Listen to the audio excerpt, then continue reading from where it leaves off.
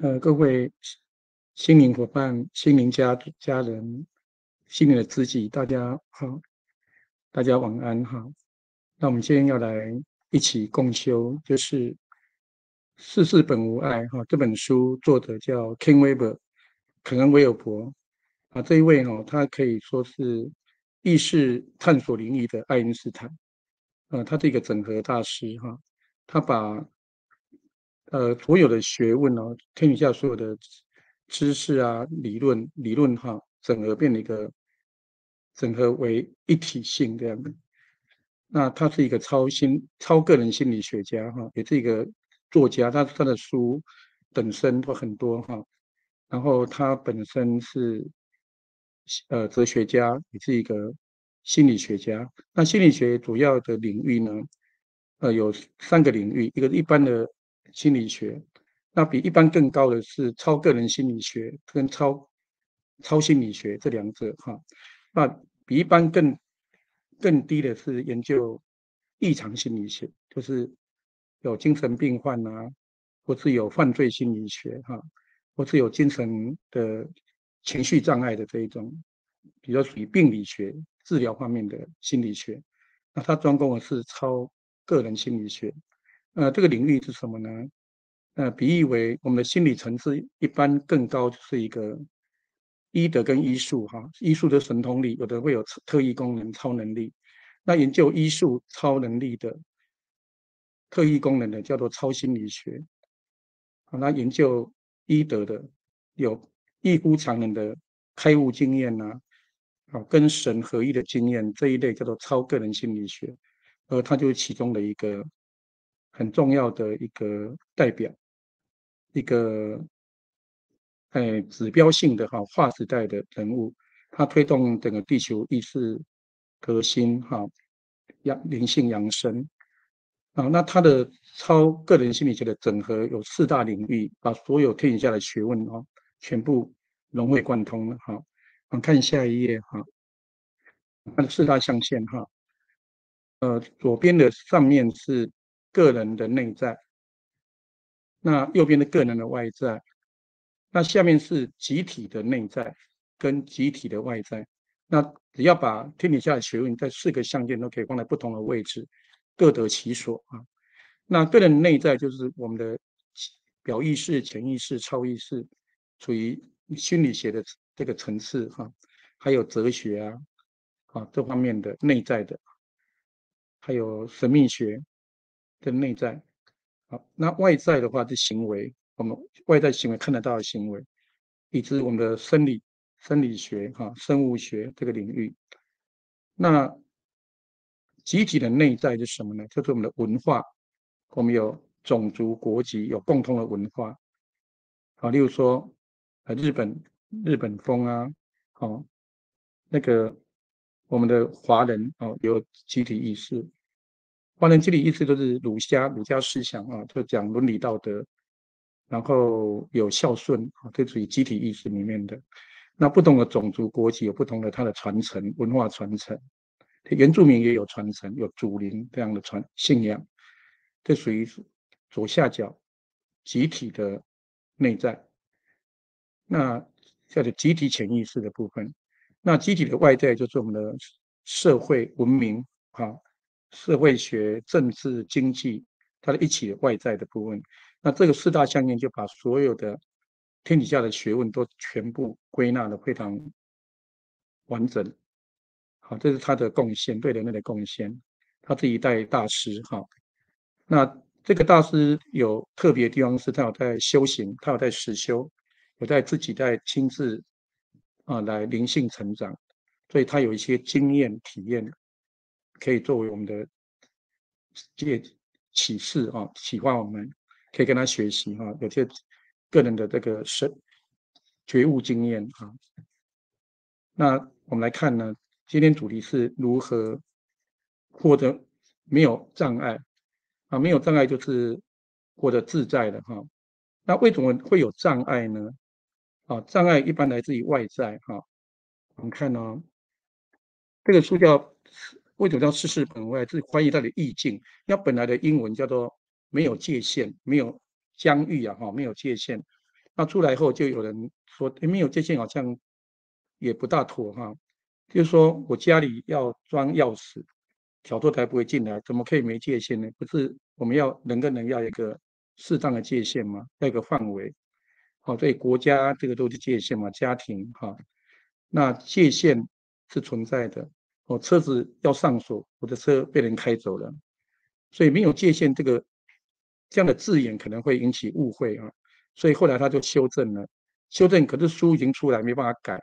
他说我的意思是说没有障碍的意思啦。好，那没有障碍，做外在的障碍还是存在吗？好，要残障人士要无障碍空间，好，要走楼梯啊，这个就是一层一层障碍，爬不上去就是障碍了。主要是内心的没有挂碍，所以它的本质是心无挂碍的意思。心无挂碍就是心境里面那个理想啊，心无挂碍，无有恐惧，远离颠倒妄想，就近涅槃。这种共修的目的也是达到这样的心境哈，不再是理论而已，而是变成我们的实际的体验跟外在的实物经验哈。那如果心无挂碍，这个谈何容易呢？这个很多挂碍哈，父母牵挂小孩啊，小孩牵挂父母，要孝顺啊，父母老了都会牵挂的，这个挂碍都是存在的。这我们要去面对它，要去接纳它，接纳它以后怎么去转化自己的心，变成无挂碍，那大自在啊！这是我们今天共修的目的，我们的宗旨就是如此，这是我们的核心价值、中心思想啊。那我们看怎么做呢？看下一页。那这个障碍来自于界限，界限怎么来呢？好，第一个界限是皮肤外面的，这是外在。好，皮肤这个身体，皮肤以内都是我自己，我们这个生命体。生命体是什么呢？身心灵复合体合在一起的，有生理的、心理的、灵魂的、灵性的混在一起的一个综合体，叫做有机，一个有机综合体哈，身心灵复合体。那这个体，生命体跟外面的我跟非我就分了两个界限了。这怎么样一步一步把它古挂碍呢？讲实际的例子比较好举例哈，因为这个就是理论非常好，但是比较抽象，我们要用得出来，能够接地气、接地线、落地生根哈。就讲一个个案的例子吧。最近做一个个案非常精彩哈，他也同意分享，做一个法布施吧，无畏施。所以感谢这个案提供了他的经验哈。是这样的情况啊，他打电话来，我们专门来处理危机嘛，哈，危机就是危机就是转机啊，好，那就是他打坐进入很好的状态呢，做一做好像就一个非常忘我境界的，发现了在一个很好的一个心境，就是我们所谓的涅槃那一种平静安详，没有波动，没有波澜，非常平静，好，体验到空性，空性是无限的开阔，像虚空很广大啊，这个开放 很 open 啊，很平安这样的一个很好的状态。那发现了，闹钟响了，要回来了，好，就是要煮饭啊，老公要回来，孩子回来要吃饭了。这个我们的世间有很多责任义务要尽，要做家务事的哈，要煮菜啊、洗碗呐、好，还有洗衣服啊，好，那个衣服洗衣机已经响了，哦，微波炉响了，那个那个有一个闹钟响了，回来发现说，好像离很远了，好像是灵魂出体那种感觉，到一个高峰经验哈，一种很好的美好的一种经验啊，这个心境。那回来就好像懒得回来呢，回来然后发现，我打坐好像10分钟，怎么1小时过了？就是时间有落差的，表示要进入很深的状态，很深的禅定，静心禅定哈。好像说天上一天，好，人间可能过10天，在更高层次，天上一天可能人间100天，哈，天上一年，人间一年，这个对等，可是相对论，爱因斯坦相对论是对的，就是时空相对哈，相对应的，不是不是一对一，有时候天上一天，天上一年，人间10年，在某个天上一年，人间100年，更高的天一年，人间就1000年了，再更高一年，我们是10000年，因为频率的关系，因为这个频率呢，一个波，好，比如说天上假设一年一个波动，这样一起伏，那人间为什么100年都是个波动这样子？那当层次越高的话，越高维度，这波动越小的，越平缓，好，越平静安详。他发现回来有点困难哈，我想时间做的不过瘾了，怎么一下又回来了？才不是一下子而已嘛，怎么一刹那啊？所以等下谈到超越时间那个部分，好，就是好像才1分钟，怎么1小时过了要回来煮菜了？这样，就那种感觉是这样哈。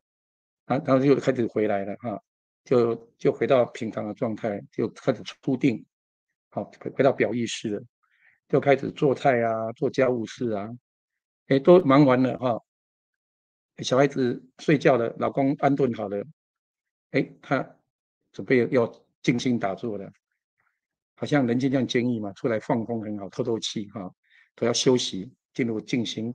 休息一种是睡着，无意识；一种是有意识进入禅定，进入 meditation 啊。那发现奇怪了，这一次进入的时候，好像那个状态出不来了，可遇不可求吧？那么好的状态，不是说，想要有就有，要因缘具足，要不断的调心哈，调整。啊，这一次不但就没有那个状态，我的感觉头晕、胸闷，而且身体好像有点会晃动的感觉，不晓得为什么会晃来晃去这样。诶，还是先暂停吧，休息一下，明天再做吧。啊，可能要休息了。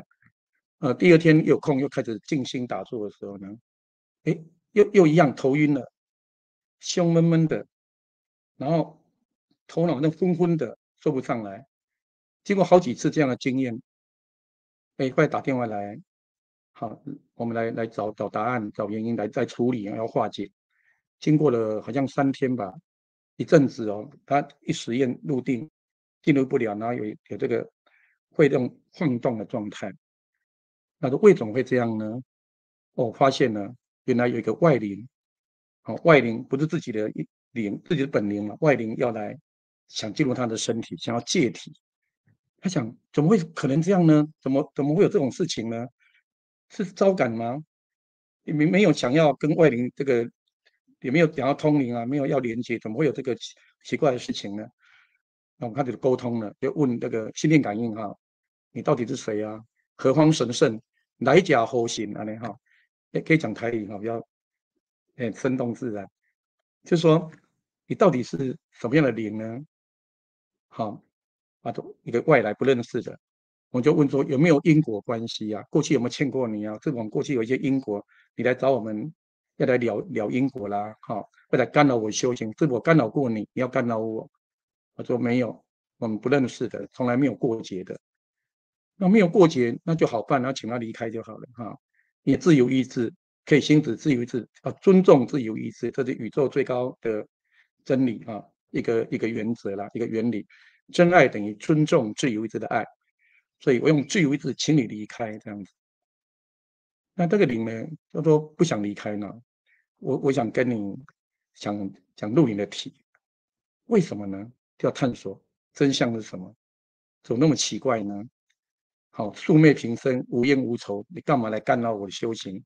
好，有一句话说：“灵动千江水，莫扰乱道人的心。”好，扰乱人这个也是有不好的业力啊，就跟你沟通啊，请不要这样子干扰啊，好，各自放生，各走各的路很好，你何苦来这边干扰修行人呢？后来发现问题在哪里呢？虽然对方也有他的问题，他的执着执念，那这个个案本身有一些问题，所以我们就要探讨为什么会有这个障碍。这个障碍是灵的障碍，灵障啊，干扰障碍。发现呢，所谓的性格决定了命运，性格有个特质会吸引来，因为灵界是超越时空嘛，会心电感应，好，那个动的念头，起心动念很重要哈，感应到了，招感，好，吸引力法则吸引，好，招感。他有什么性格呢？哦，这个很重要哈。我们来看一下问题出在这里，有猫腻哈，有猫腻哈，有这个云雾挡住了太阳，太阳是我们的本心、真心，那个佛心、诚信啊哈，被一个小我的这个云雾挡住了。这小我有怎么样的怎么样的念头呢？我们来看一下哈，我放在后面，叫做好，在这边看一下太阳跟云雾，这个动机截然不同呢。太阳是光明的，云雾是无明的。太阳这个叫做清净心，很干净的；云雾是杂染心，有杂质的。这杂染心是什么呢？叫做众圣轻凡。什么意思呢？就是我是修行人，我要对神圣的事非常的有兴趣。我们这凡人要往圣人，叫做超凡入圣。修行是什么呢？地球人都是修行人，自己不知道，地球就是大道场，不是宗教的道场才是道场，这个地球就是伟大的道场。地球人都是修行人，这样广义来看，那不修也是修，会一直延后。那这个修行就是身心灵的净化，干净的净跟净化进步的进，也可以不叫修行了，它只是一个形容词而已，一个方便方便之说那生活就是教材最好的材料了，每个当下都可以来修炼，都可以转化自己的心境重症轻完的时候，我是凡人凡人是可以骂人因为我是凡人嘛，所以有首歌叫《凡人歌》，李宗盛写的歌嘛，很贴切。怎么唱？我们是凡人，活在人世间。那么难免有情绪嘛，有喜怒哀乐，然后会骂人，会生气。那凡人会怎么？遇到事情的时候，利益摆中间，那道义就不见了。利益摆中间，道义都不见，这样子。为了自私凡人是自私的，自私自利，保护自己，会去出卖朋友，牺牲别人，这是凡人的常态吧。大家都是平凡的人，所以政治人物也都会贪污也是很常见的。不贪污是很可贵很伟大。那凡人就可以耍脾气骂的，但是圣人就不行了。圣人生气说：“你不是圣人，怎么可以生气呢？”所以不要当圣人吧，这样子。但是我们修行要超凡入圣，慢慢的神圣化那个自私越来越少。圣人是无私嘛，无私的大爱，那凡人是自私的小爱，气不同，基调不同，气唱的调不一样，调性不同的，对凡人容易有这个污染，心容易有这个乌云密布，不快乐。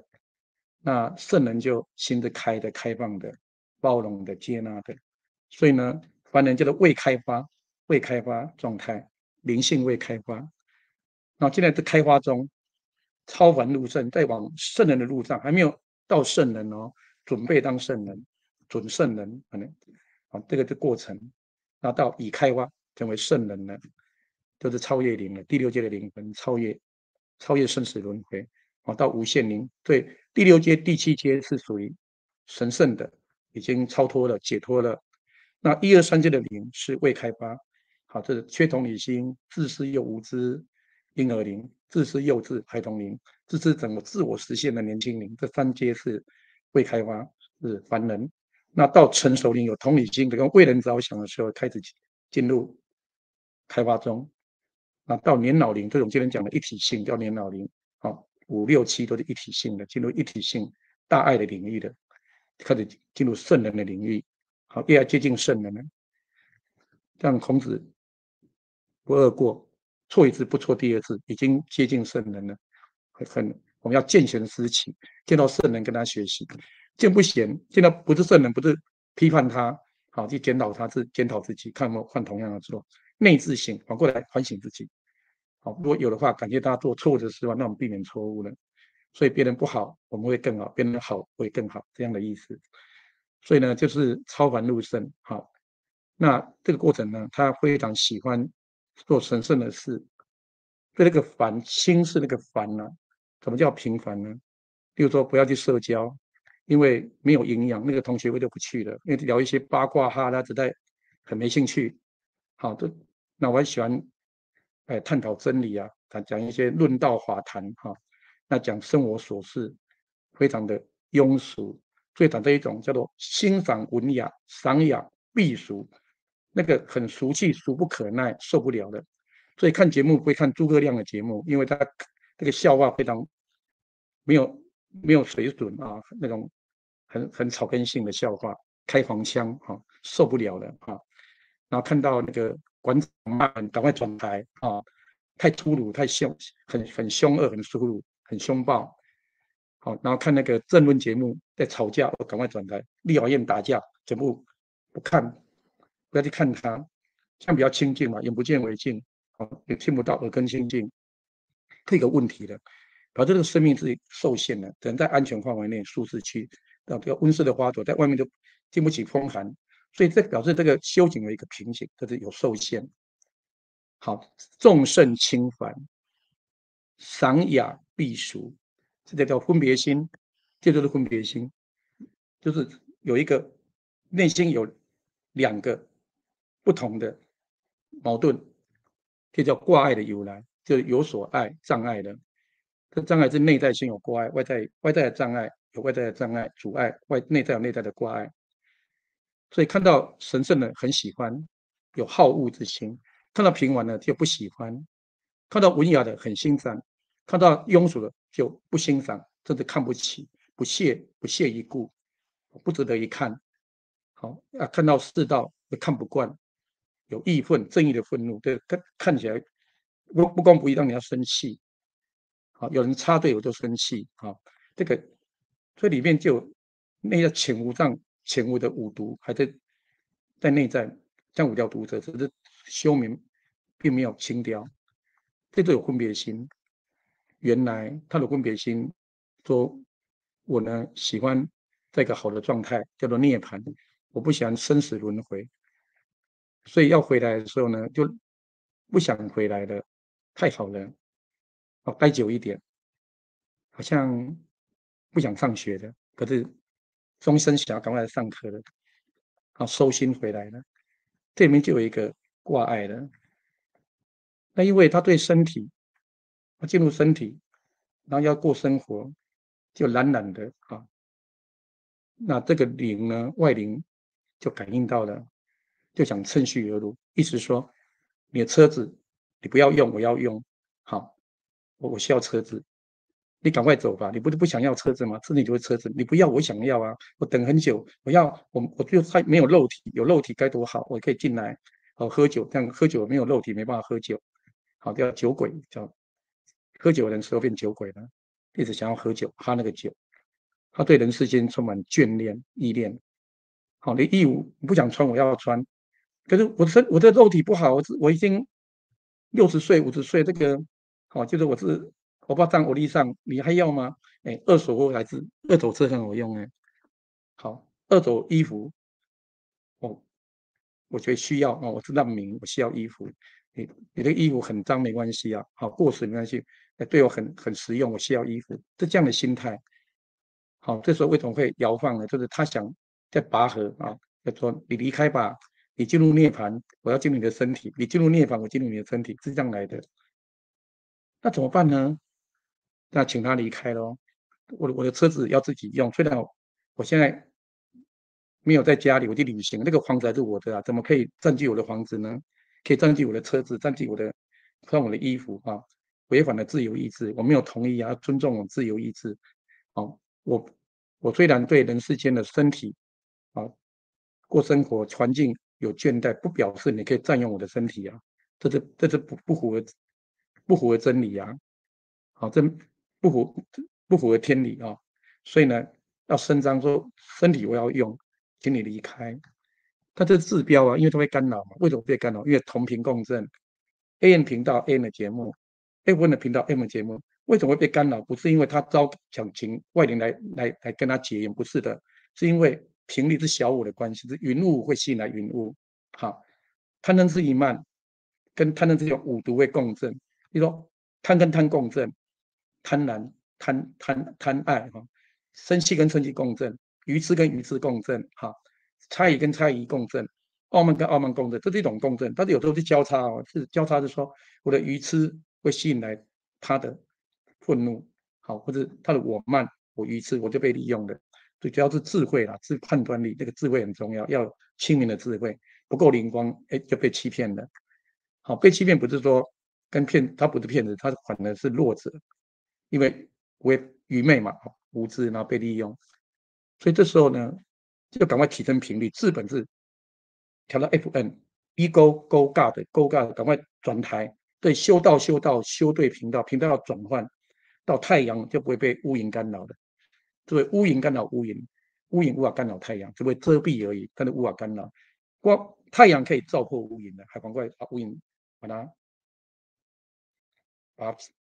消散掉。好，云消日现，日现太阳出现了，云就消了，倒过来的，给它好的影响。好，所以呢，要怎么样呢来解除这个障碍呢？这个解药叫做一体性，这是我们今天要教的，要传授一体性这个解药。什么叫一体性呢？就是雅俗共赏，圣还平等，神圣平凡是平等的。我可以欣赏文雅的诸葛亮的节目，妈妈要看，可以陪老人家看，也可以看，不会影响到我的平安。如果我看诸葛亮的节目很烦，觉得很庸俗、很粗鲁，听馆长骂人，觉得他非常的俗气、粗暴，看不起他，那表示我的心是不平安的，是有分别心。所以我可以欣赏另外一种草根性的美，可以欣赏歌仔戏、布袋戏，不是只看京剧。好，我看南部人都喜欢听诸葛亮的主持嘛，叫做南诸葛北张飞，张飞会议卿主持节目，非常有格调、高雅、有品味。那诸葛亮啊，讲话都这样随便很好笑、搞笑，比较粗俗的。不要听那个，我就讲黄色笑话，诸葛亮听起来受不了，很俗、很庸俗。但是会议卿讲，就很好笑，又不失文雅，就是他的 key 不一样。那我的生命广度增加，我可以欣赏文雅，也可以欣赏这个一般草根性的、潦草的、乡土的、乡野的。那我心就开放，我心就是太阳，就没有挂碍，就无碍。我们讲的世事本无碍，没有障碍，没有妨碍。心是开放 open 的，所以要转为这个心要转变我们的动机心境。我不是枯井，是涌泉。圣凡平等，圣凡同居土。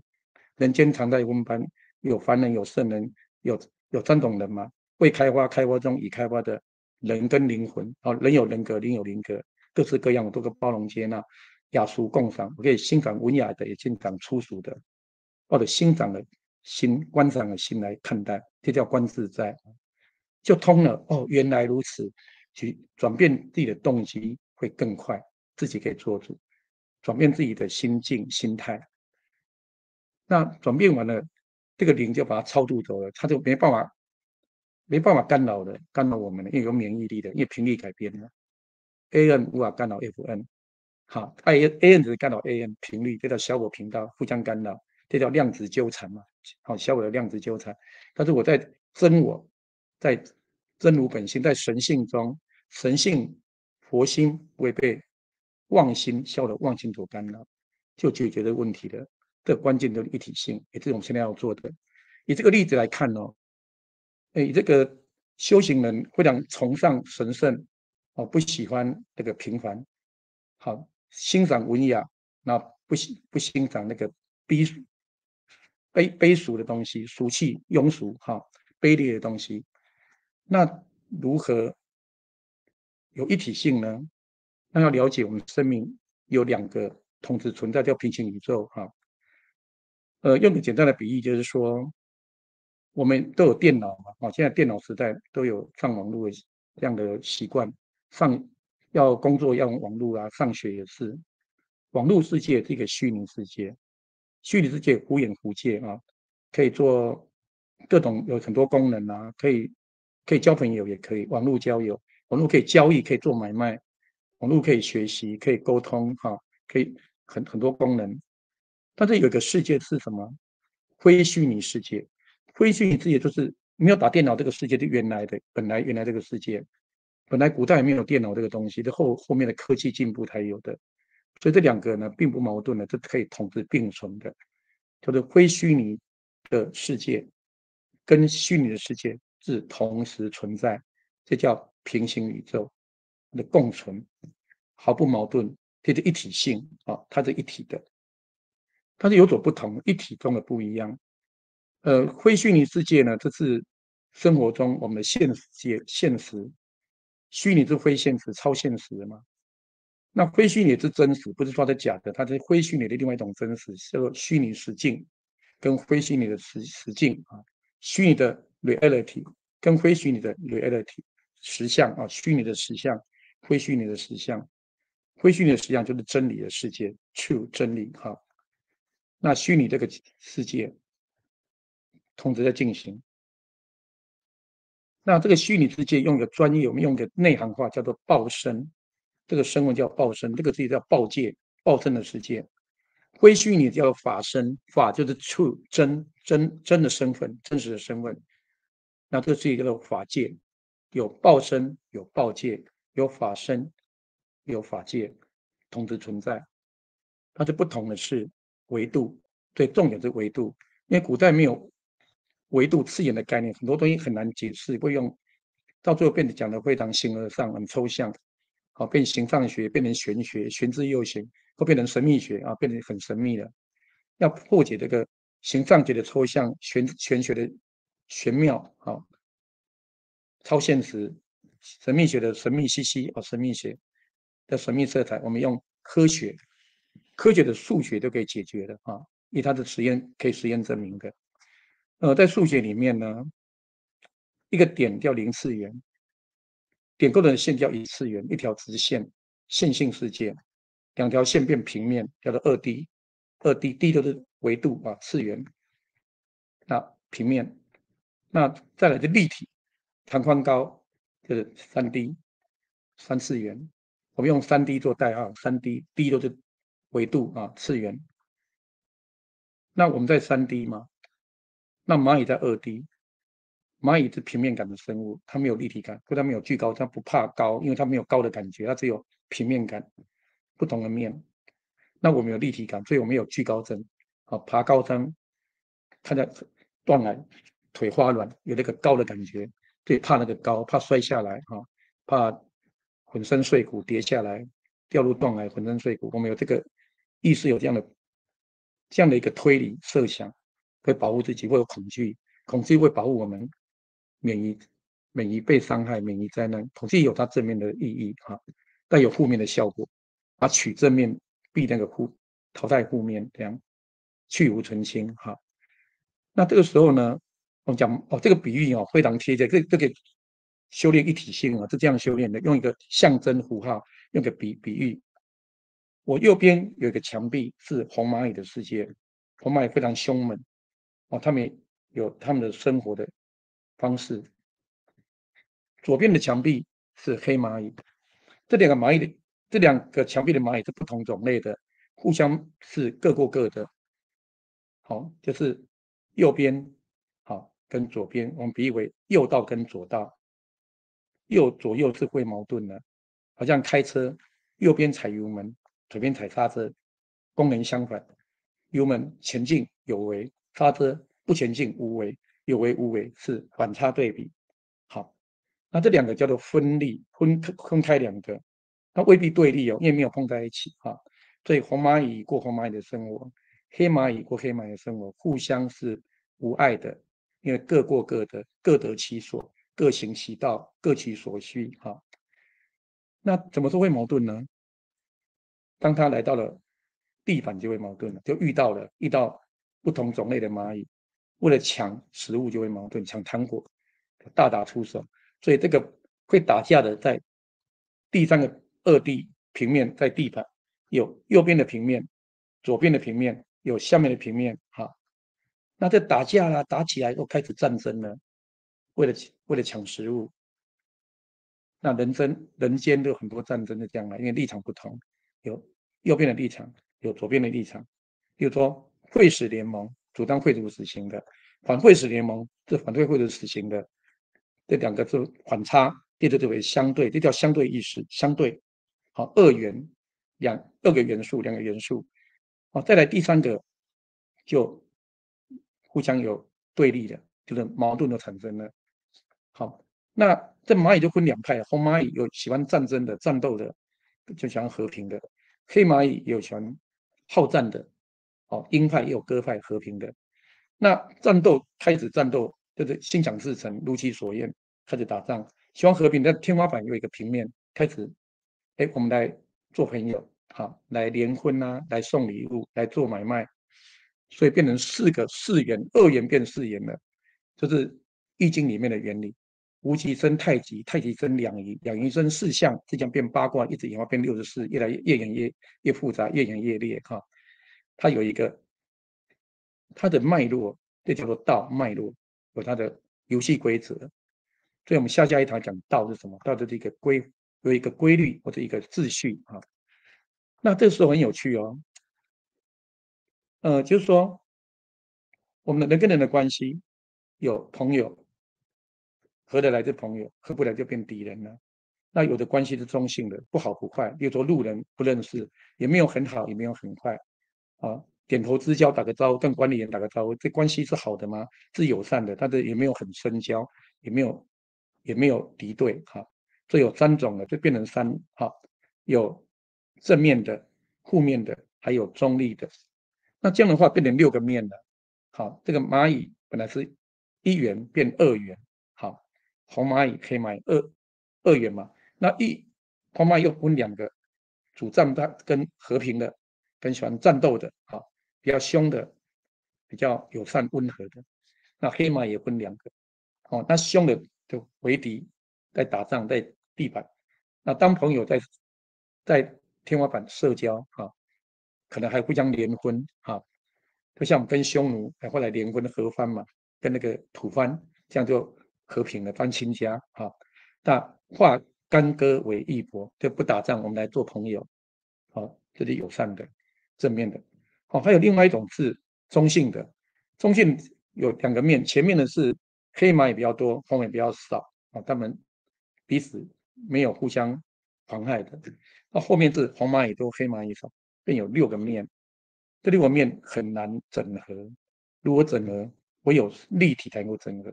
3D 就是立体，一个3D 就有6个2D。好，这是我悟到的一个比喻，这是一个比喻，非常贴切哦，哈，很贴切。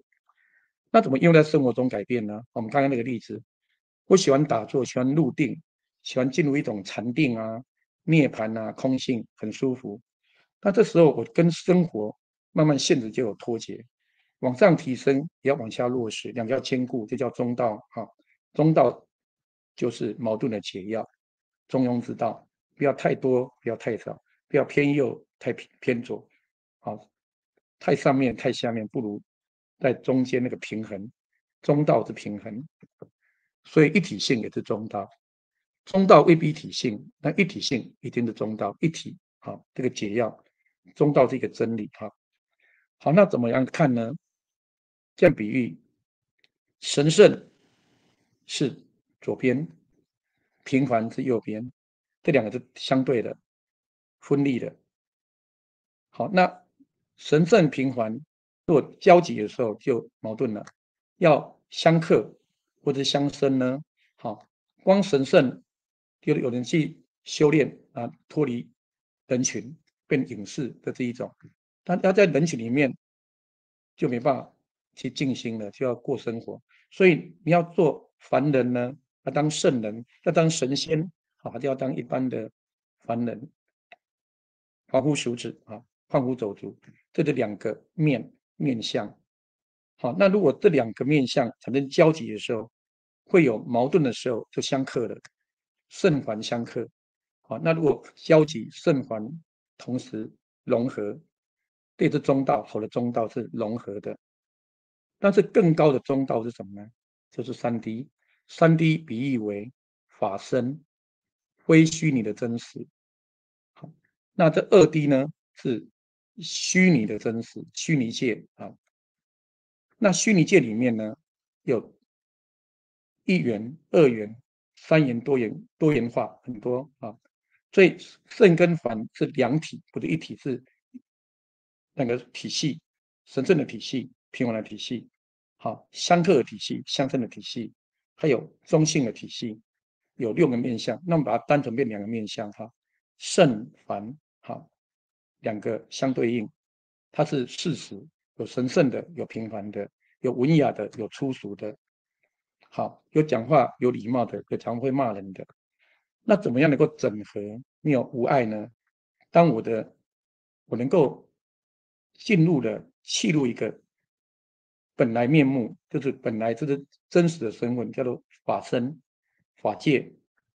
那来看这个报真报界就没有任何障碍，没有挂碍的，因为3D 是包容2D 的，3D 一个立体，它包容蚂蚁的世界，对人不会去杀蚂蚁，我们会尊重它的存在，所以3D 是尊重2D，包容2D，这叫做大慈悲，就是大爱，大爱就是大包容、大接纳、大开放 （open），我们就有慈悲心了，有这个大爱的心，无私的爱，就无私的大爱。因为法身是无私的，报身是自私的，各自为政啊。那3D 包容了2D，叫做更伟大的慈悲，维度提高了。3D 解脱了2D，解脱了不被2D 困住，叫做更伟大的智慧，叫做般若大智慧。啊，这个智慧在印度音叫做般若啊，用它原来的音，就是超脱的维度的更高智慧。所以有大慈悲，有大智慧，就可以毕业了，就不用再来人间轮回，可以乘愿而来，发愿来人世间做服务，已经没有功课了，就毕业解脱了。好，这个解脱之道，所以我们今天谈解脱道。解脱道怎么解脱呢？当我能够用法身的角度去不被报身所影响，有免疫能力，好，这我是立体，不被平面影响，这都是解脱。那解脱以外呢，又有大爱，立体要包容的平面，它是两个同时存在。慈悲智慧这两足尊，两只脚可以跑步、走路、跑步，缺一个缺一不可，缺一个叫跛脚，叫残障；缺两个叫瘫痪，瘫痪坐轮椅，好，残障拿拐杖，两只脚可以行动自如，叫做大自在。所以无碍能够大自在，好，一体无碍大自在，是这样的流程，解脱了大自在了，解脱自在，一体无碍解脱自在，一体无碍解脱自在 ，SOP 4部曲，因为一体化解障碍，心无挂碍，无挂碍我就解脱了，我就修解脱道，解脱我就活得很自在，很自在，做什么都可以，可以创造啊，可以 doing，可以 being，两相宜，可以存在，可以作为，都是好的啊，都是很美好的。那人生就是逍遥游戏人间，又广结善缘了，这是我们的要达到的一个宗旨哈。好，那这时候呢，就是用这样的维度来比喻哈。我用非虚拟比喻为3D，虚拟比喻为2D，3D 包容2D，好，包容慈悲，3D 解脱2D，叫做智慧，叫做解脱的智慧。那怎么来进行？我们现在来修炼哈，把它修炼出来，比如闻思修正嘛，自己做到啊，在生活中不断的练习，就会达到哈。那我们先看第一个障碍哦，我们看回到 Ken Weber 整理的有几个障碍阻碍啊，主要有8个哈，有八个面向，我们一一来破解它哈，来探讨。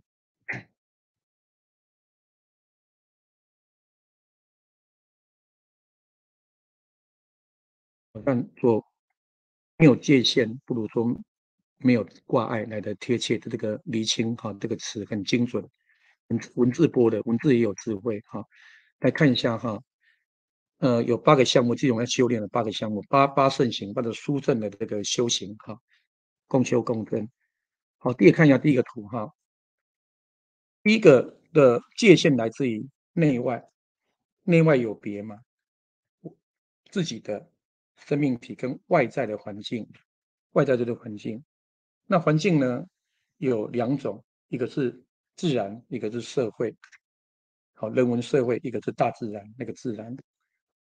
那我们生下来呢，第二个环境叫做家庭，就原生家庭很重要啊。家庭的父母怎么对待我们，我们都产生不同的性格。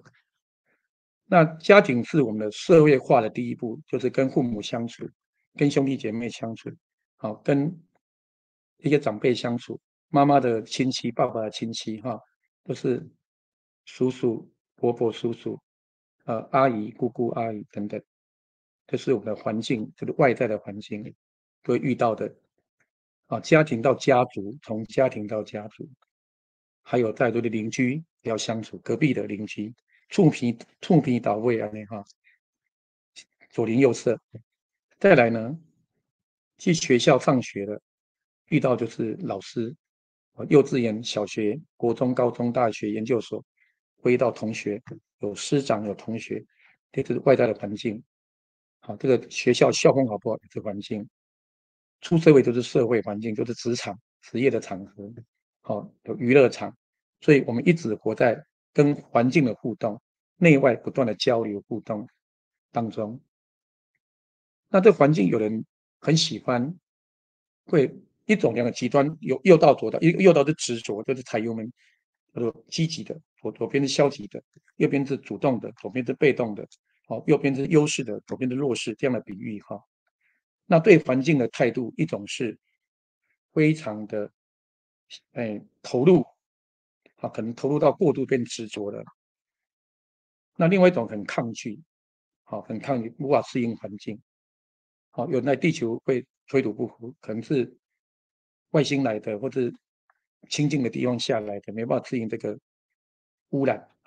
还有人心的复杂，很难适应，就产生苦闷、压抑情绪，不好的情绪一直累积。对环境的这个也是两道平，右道跟左道右边跟左边，中道平衡左右右边的是非常的执着这个环境，一种是非常排斥它的环境，但是又住在这个环境，例如说我讨厌我的家庭，而不得不住里面，因为没有独立能力。好，婚姻也是家庭原生家庭外，婚姻有自主家庭，还有夫家娘家那有做适应，有的不适应，有违和跟亲和各有不同，那会产生不同的障碍，有这种障碍挂碍产生呢。那怎么样来把它消弭掉呢？右边是执着环境的，左边是排斥环境的、抗拒的，像乌龟逃避的、抗拒的，也用蛇攻击的，投射的，有投射，有逃避的，这是不健康的两个极端。那我们来平衡它。平衡它不是有另外一个中庸之道在上面天花板调和，地板敌对吗？那么我们更直截了当用怎么用法身来调和？中道有暴增的中道，中庸之道有法增对暴增的中道。这是专业术语内行话这是用法身见来看报身，用法界的眼界来看报界，就会解脱了。解脱的关键就在如此，就是提升维度。只有两个维度了两种电台 AM、FM，那电台里面频道有很多不同的频率，两大类有不同的电台，它的两大类，一类是非虚拟的频道叫做 AM， 一个虚拟虚拟叫 AM， 非虚拟的 FM 这样子。光明的、神圣的叫八圣道，有小我的叫八本道，同时存在并存。那怎么来调和这两个没有挂碍一体性呢？在这个肉体叫做报身，有它的环境。那如果这个环境呢无法适应，要慢慢协调，但是我们可以用更高维度来安住在当中，就可以不被这环境影响了。这就是我们要静心然后活出那个真我，真如本心活出法界，那来解决，用法真度报身，法界度报界，是这样的运作怎么比喻呢？这个环境跟内外就调和了，一体性就内外的界限那个矛盾就解除了，叫做内双泯两个矛盾就解除掉了，就相容，互相容纳。用一个比喻鱼在水里面，这是一个真相，但鱼自己不知道有水而已，因为身临其境，当局者迷。如果没有被点化、被唤醒，是不知道的，因为这是一个真理，发现真理，发现真相。那反过来，水也在鱼里面，这是双向的，互相交融。鱼在水里，水在鱼里融合，你侬我侬啊，所以它是互助共荣，鱼帮水，水帮鱼，互相互助、互相帮助的。那这个就是一体性，好，一体性这样的比喻。那适用于鱼，也适用于虾子、螃蟹、贝壳，只要是水族类，都是用这个真理。水生的生物在水里面，水在每个生物里面，这个是真理。但这个真理无法适用于人类，因为人类是陆地上的，那人要下水就会淹死。好，所以陆地上的生物有人类，有这个动物呢，有另外一个真理叫做人类在空气里面，空气也在人类身体里面，这也是一个真理，也是交融的。好，同融、交融、互射、同融、共融、互射、共融、互射交融。那这两个就矛盾了，对不对？这是右边墙壁怎么样又不合，有更大的维度又来统合了，所以维度越高越合一，越广更大的合一哈。怎么样更大的合一呢？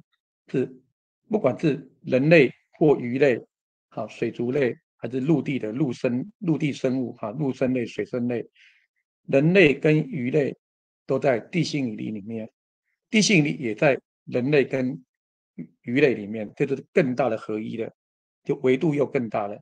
好，也就是说4D 又包容3D 的，所以3D 变4D 的平面了。好，这样比喻，4D 又是5D 的平面，好，以此类推。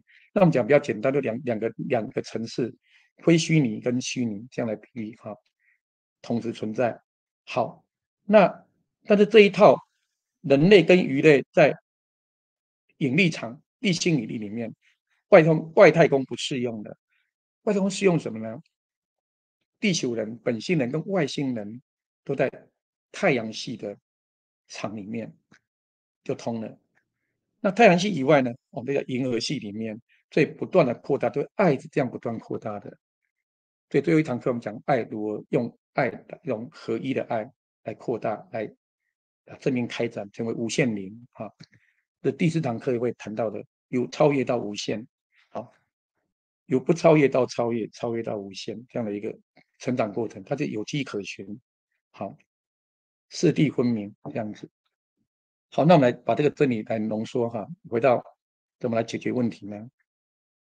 就是报身在法身里面，法身在报身里面。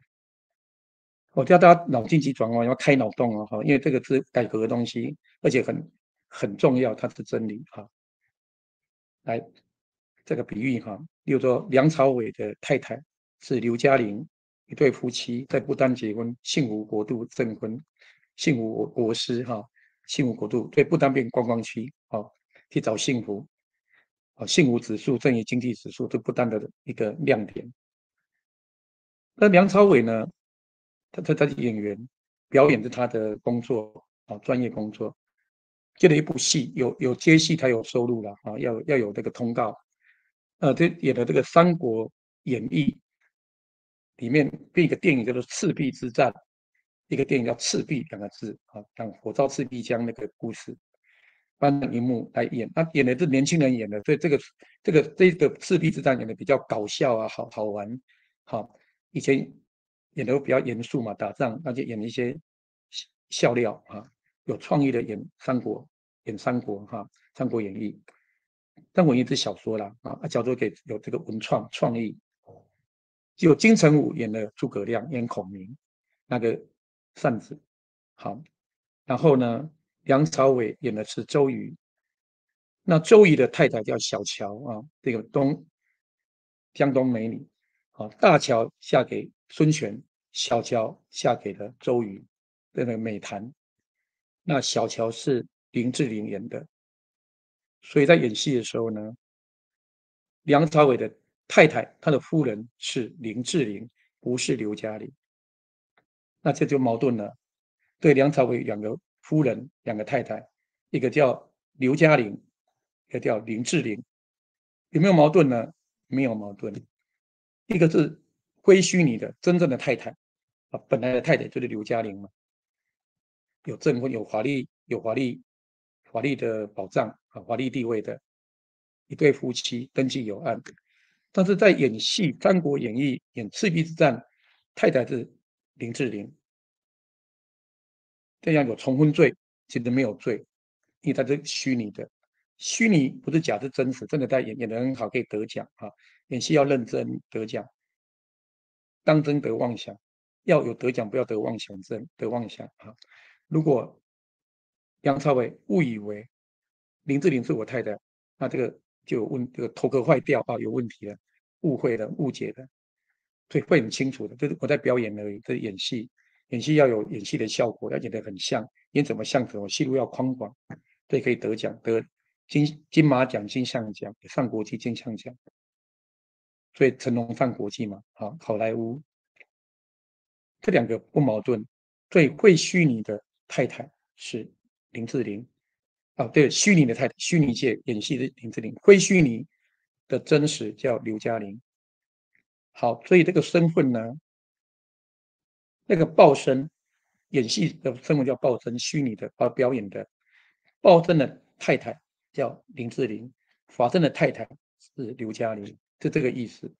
那这个身份同时存在，是的。同样的，梁朝伟他有两个身份哦。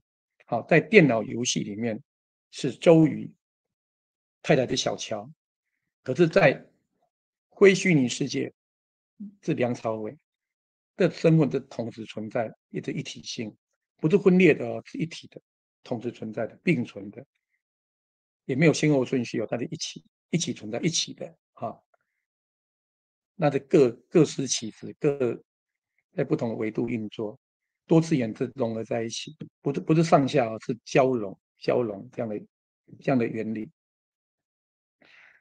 也就是说，如果今天梁朝伟演周瑜的时候，跟太太有矛盾了，比如说林志玲，另外有喜欢新的男生，他就很痛苦了，最很难解决，因为在暴增的世界困住，同频共振，就受限二 D 蚂蚁对蚂蚁啊，还是蚂蚁，对蚂蚁的问题就很难解决，但是用人要帮蚂蚁很容易啊，要举手知道就给蚂蚁放生了，所以高维度对低维度要解决问题相对容易，同样维度就同频会受困，会有框架框住。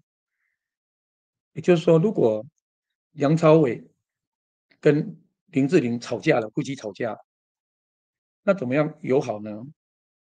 就把跟刘嘉玲夫妻恩爱的那个本质精神的来用在演戏就对了。形式不同，本质可以相同。好，花朵采花蜜来亮命。也就是说，如果能够发现一个真理，这个夫妻是虚拟的，是表演的，就解脱了。就到年老龄的角度，用法身来看报身，就不会困在报身里面了，困在演戏的身份了。但是问题还是可以要解决啊，怎么解决？好解决，我就可以演好戏，不演歹戏，歹戏拖棚嘛，拖拖拉拉很难看，不如演好戏这样子，把戏演好，让夫妻感情更好。可以体会这样比喻吗？这叫一体性。好，一体性是什么呢？属世是夫妻，属灵是手足同胞，手足同胞是平等的，是相亲相爱的。用这样的方式来解决内外的界这种界限产生的矛盾，叫做界地，就有界地的。对内跟外，在非虚拟之界，它是不矛盾的，是无碍的，是没有障碍、没有妨碍、没有挂碍的。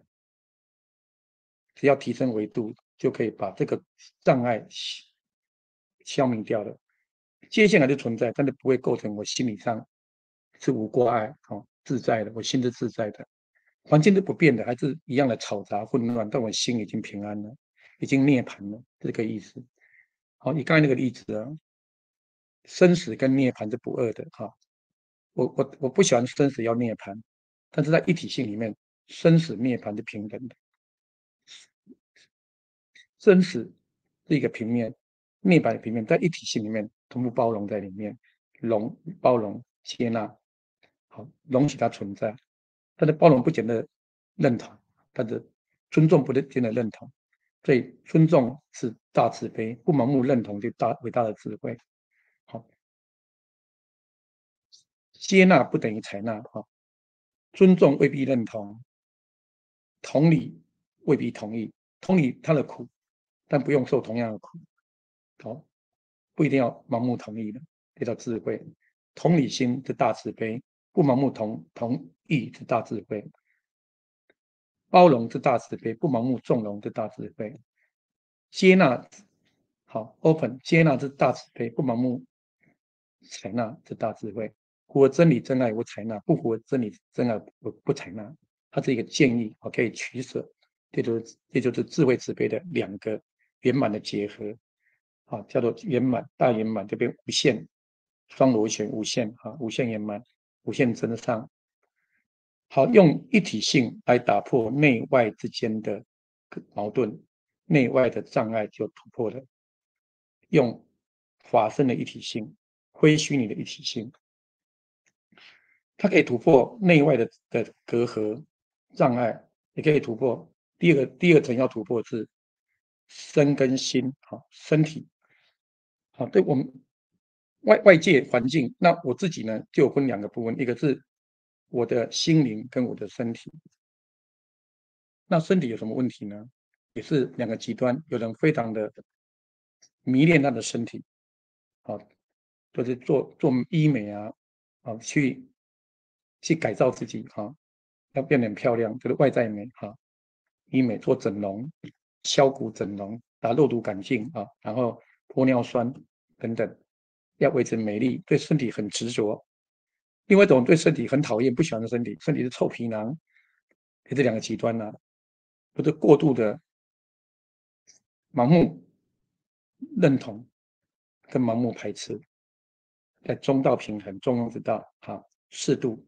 一种是对身体呢是不照顾的，很忽略的；一种是非常过度的执着身体，这两个极端，那心就会不安，哈，这样子那身体最怕就是生病了，身体会有生老病死，因为法师没有生老病死，报真一定有生老病死，报真叫业报真、果报真，好，报真来做了业啊，报账、报税、报恩、报仇，最后会报销，一定会结束，就生老病死的流程。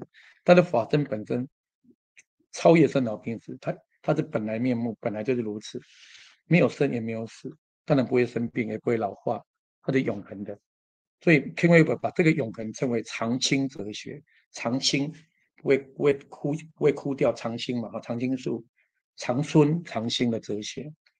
啊，永恒之道这一类的这个修炼，这样的哲学叫常青哲学，是 Ken Weber 这个作者提倡的走这条道路，走解脱道啊，回归永恒、永生的路。那来探讨身体生病了怎么办呢？啊，尽量治病，但是心情会很不好。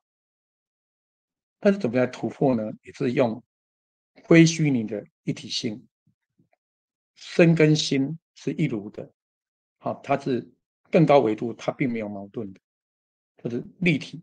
好，一个是生唯生主义、唯心主义、哈唯物主义，在一体当中，那个本来那个哈鱼在水，水是一体的，好，我们比喻为鱼是报身，水是法身，鱼在水里，水在鱼里，法身在报身里，报身在法身里，虚拟在非虚拟里面。非虚拟也在虚拟里面，它的融合的就是一体性的原理。好，用维度来解释就很清楚了哈。这个整个粒粒分明，啊，次第分明，了了分明。所以身跟心也可以整合，让它没有矛盾了，还可以互相相融、互相合作、相得益彰。好，身心互相产生一个螺旋状的进化啊，对，互相相辅相成，互相救济。这是第二个界限就打破了，心灵跟身体的界限就破解了。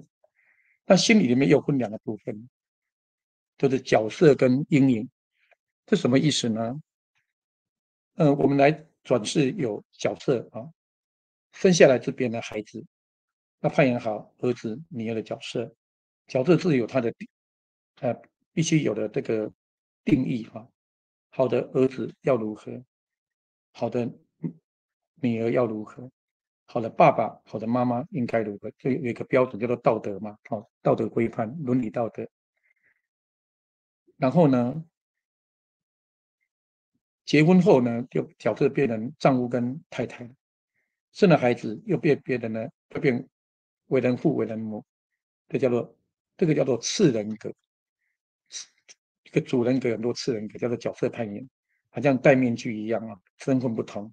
好，比如说工作的时候是 waiter 服务生，哎，做完了回去当妈妈，好，所以工作有工作的职场的角色，这边的员工，好，那有时候当管理者、当主管，或当老板，老板有老板的角色，要尽责任义务，把角色扮演好，演什么像什么。那角色有的自己很喜欢，例如说有人喜欢当军人，好，有人不喜欢当军人，因为征兵制被去当兵不得已，哈，所以喜欢的角色、认同的跟不认同的，喜欢不喜欢又讲成二元相对的。那不喜欢怎么做？就要逃避它，就说我不喜欢当军人，啊，爸爸要我从军，因为爸爸是军人，我去从军；爸爸的律师要我当律师，哈，爸爸是政治人物，从政我也跟着从政。可我想艺术，就这个角色就开始无法扮演自己喜欢的角色，就没有隐修语，没有办法活出天命了，活出都是宿命。那这个不喜欢的角色会如何呢？这叫阴影，会把它投射出去，逃避掉，往外投射啊，不是往内压抑，就往外投射。里面举个例子啊，例如说，一个老公在洗车子，越洗越烦，那太太关心说：“啊，你洗好了吗？我要吃饭了，要洗多久啊？”这样子，他都发脾气了。哦，不要催我，他会认为是太太要他洗车子的，因为太太不洗车嘛。我是丈夫要洗车，不是要分工吗？男生做粗活啊，洗车那个事，做菜由太太做厨房的料理。他的小我，这叫小我的一个幻象，会把它投射去怪罪别人，因为逃避自己，怪罪别人。好，洗车是我老婆结婚后我不得不洗车，因为她不洗，换我要洗，这就是阴影，阴影的这个意思啊，这样比喻。是洗车子本来是我男人要尽的责任，好，那跟太太无关啦。可是我讨厌当洗车工这个角色，当丈夫要洗车很烦，当丈夫养家，当企业家很喜欢，当洗车工很讨厌，还产生好恶之心呢，产生分别心。所以呢，太太问我关心洗好了吗？洗多久？我就把这个阴影投在他身上去了。这里面就产生一个对立，那这个阴影又产生一个云雾，把自己挡住了，就是好像有脑雾一样哈，乌云罩顶，很多自己小我的投射出去的，投射自己有自己不喜欢的，投射到别人身上，就叫甩锅嘛，都是你害的，都你害我生气，惹我生气，害我痛，甩出去，都可以逃避自己的责任了。那这样会一直轮回，一直有功课有课程，也没有解掉哈。那有做投资是自己喜欢的，好，我喜欢读书，没有机会读书，要儿子去读书，他很会读书，这是我自己的投射。那我讨厌读书，好，我就会投射，这投射有喜欢不喜欢都会投射出去。那投射的小我的好的用意就是能够怪罪别人，好，我们讲甩锅，那这样就不用逃避自己的责任，就变一个障眼法，就看不清楚，就云雾就更多了。所以这个角色跟阴影要两者没有矛盾，也是用同样的一体性，用非虚拟的一体性，用来看待这两个矛盾。好，左边是角色，右边是阴影。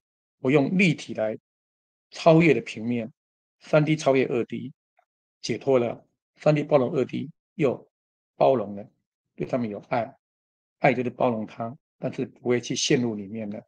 这两个是矛盾的组合，既包容又不陷入，好，会陷入其中，叫做超脱解脱，这叫解脱之道。所以解脱道是有爱心的，好，这爱是大爱，无私的爱，有无私的爱，因为法身是无私的，报身是自私的，所以爱的范围是小爱，很小，很狭隘的。法身的爱是广大的，广大无垠的，宽广的，无限的。所以最究竟叫无限灵。所以这个角色跟阴影的障碍就解除了，就没有这个障碍了，也没有挂碍的。这是第三层的结构。接下来看第四层是什么呢？要解构的是人格跟超人格。好，这样比喻，我们是人，外在是人，人有人格，内在的灵魂，灵有灵格。所以外在有人的人格，内在有灵魂的灵格，各有不同。这个格就是品格、格调啊。那人呢，就有男人、女人，有这个性别。好，人有国籍、种族。好，日本人、韩国人，啊，中国人、华人嘛，哈，还有这个美国人、英国人、法国人、德国人，好，俄国人等等。哦，还有族群也不一样，啊，有客家族的、闽南的，好，不同族、不同省级，对人格是多元多样的。他的灵魂就超越，他们超越性别、超越国籍、超越种族的、超越文化差异的。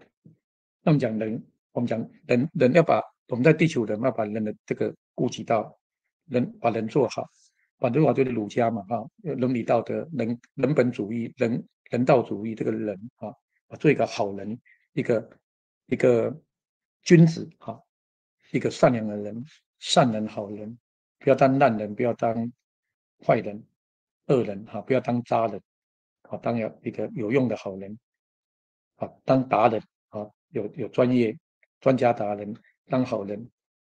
那人跟人之间有人格的不同，key 不一样，有的内向，有的外向，好，各个不同。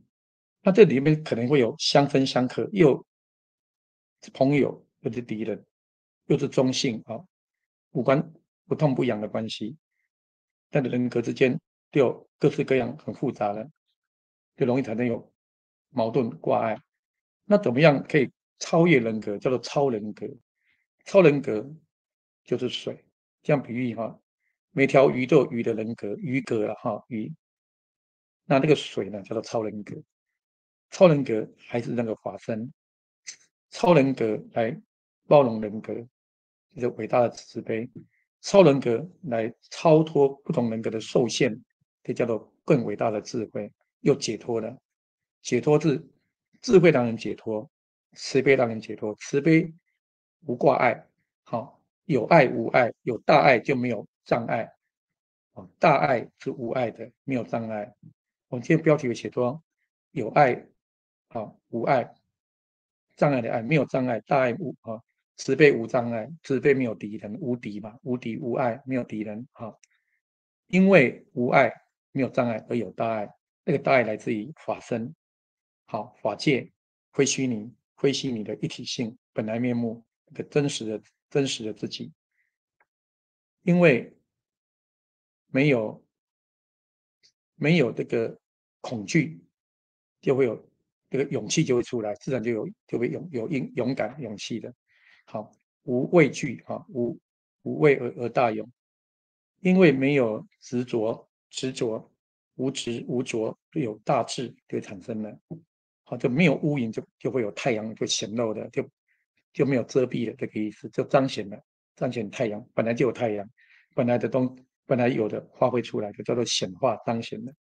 好，就是因无爱障碍的爱而有大爱，因无染无执无着无执没有执着而有大智大慧，因为没有无畏无惧而有大勇大力，是这样的原理啊。好，那探讨用超人格来超脱人格的受限。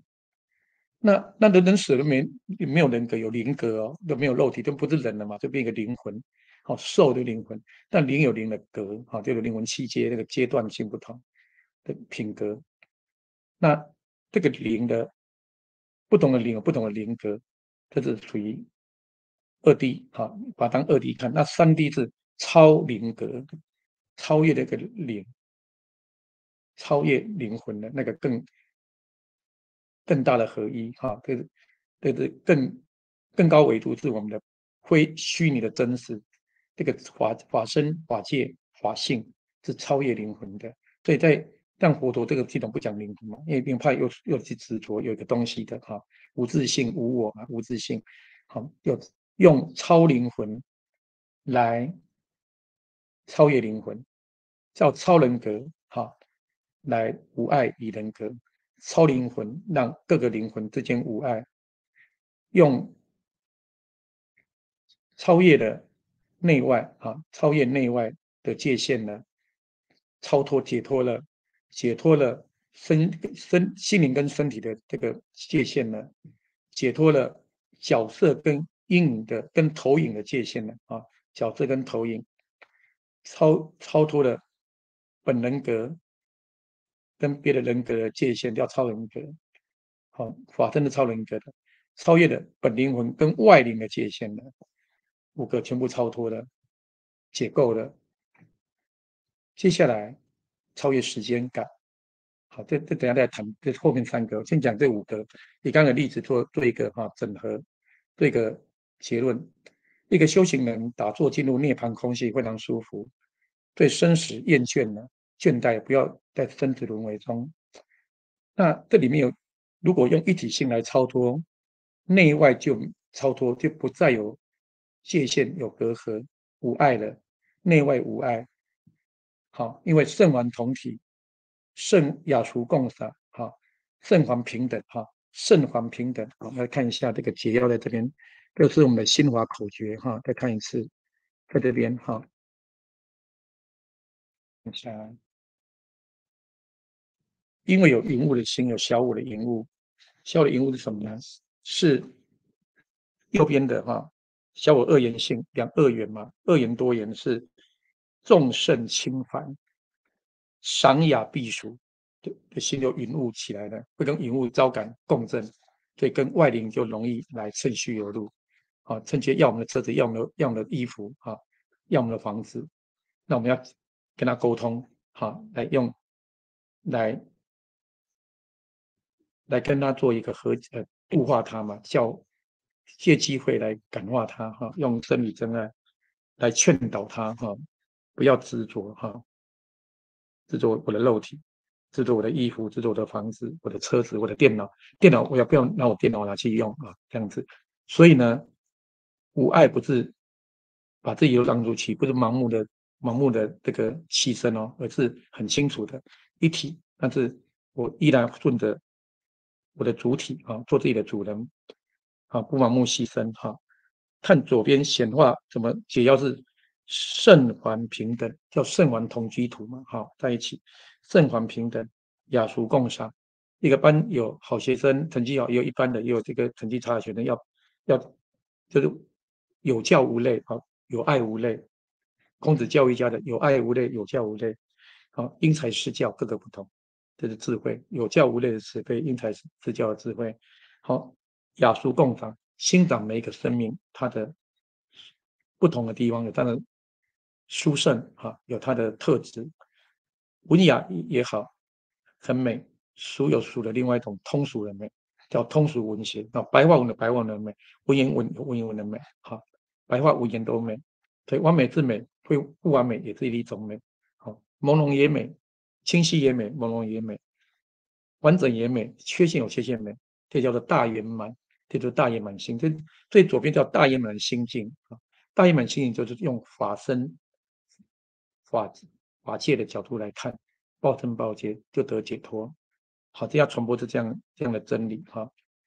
左边这是解药啊，是太阳，另外这边是云雾，太阳照破云雾，光明出来，无明就消失了、消融了、解构了啊，是这样的原理。好，那么回到刚刚那个主角的故事啊，因为雅俗共赏，圣皇平等，雅俗共赏，所以呢，内外的界限就不打破了，无碍了，没有内外的障碍了，无碍。然后身跟心也无碍的。虽然这个身体是我的工具，我要善用它，好，活用它，尊重我的工具，爱护我的工具，对环境也能够尊重，对自己的身体能够爱护，自己内在的这个角色喜欢不喜欢，也不再盲目投射到外界，投射给别人了。然后呢，我的人格跟别人人格能够和谐共处了，我的灵魂跟别的灵魂也和谐共处了，好像我的乐器跟别的乐器和谐共鸣了，这就是一体性伟大之处。一体性的爱就是年老灵超越灵的无限灵，叫做一体大爱，整体完整的爱，无私的大爱。好，这是我们可以来运作的哈。那这是我们的分享啊，一个也是一个见证。后来就处理好，就把心调整好了，频率提高了啊，就是用法身法界包容报身报界，然后解脱报身报界，那把这个灵把它渡走了，好，可以到光明界更高维度，不想去到你适合的地方去，呃，不再被互相干扰，不妨碍互相妨碍成长，干扰会妨碍彼此的成长啊，要把它放生了，各得其所，好，各行其道，这样回归秩序最好的位置，叫做序位啊，回归最好的序位，就请他离开了。有被超度走了到更高维度，因为他后来也通了啊，也能够体验了一体性，一体性让人解脱，解脱二元性、多元性，就没有挂碍，没有障碍，没有妨碍。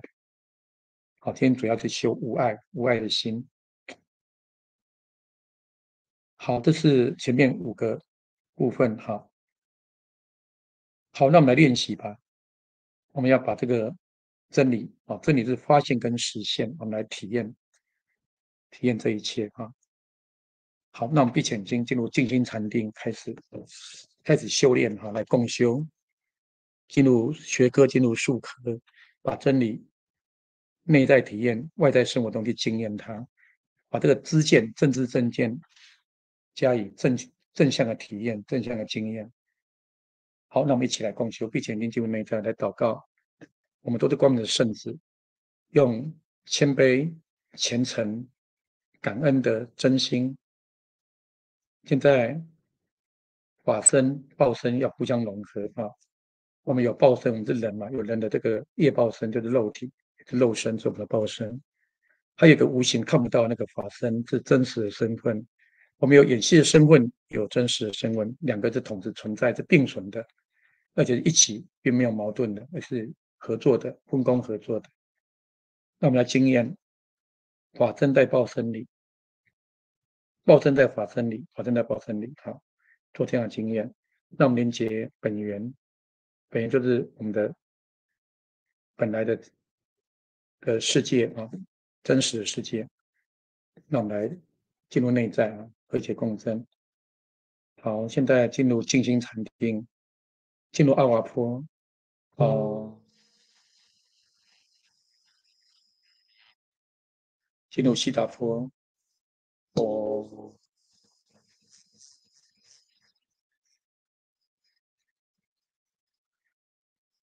进入跌打坡更深的内在，更深的禅定。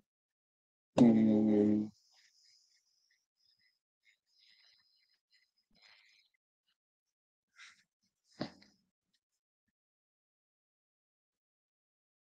呼吸更缓慢，细长深沉，进入静心的状态。接下来我要连接本源，连接本源的父亲，他化为大日出现了，叫做中央大日，年轻太阳，请太阳出现在眼前，好共生，和谐共鸣。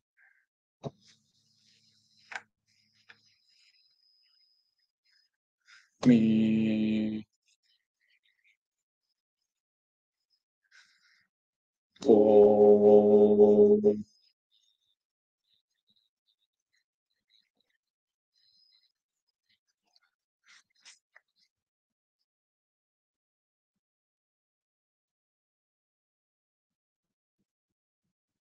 好，现在太阳是光明的、灿烂的，它是我们的父亲的一个象征。我们是太阳神的孩子。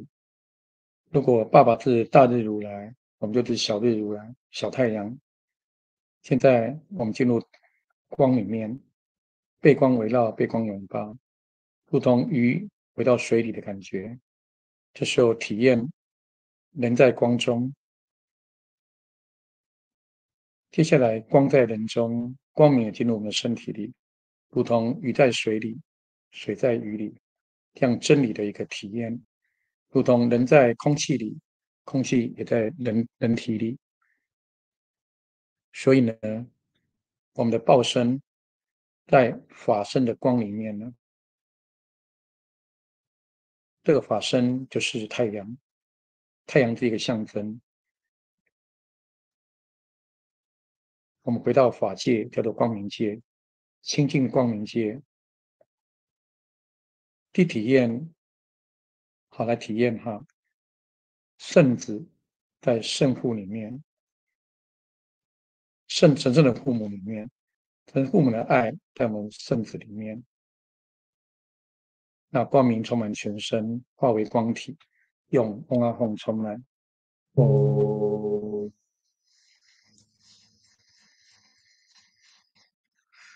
哦，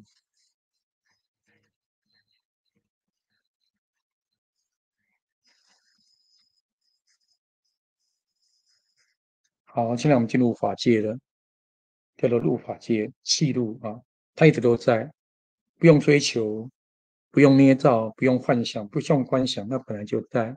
鱼在水里，水在鱼里，不是观想出来的，它是真相，是发现的，是我们是发现者，不是发明，不是无中生有，不是捏造的，是本来就有，我让它如实恢复而已，还原真相而已。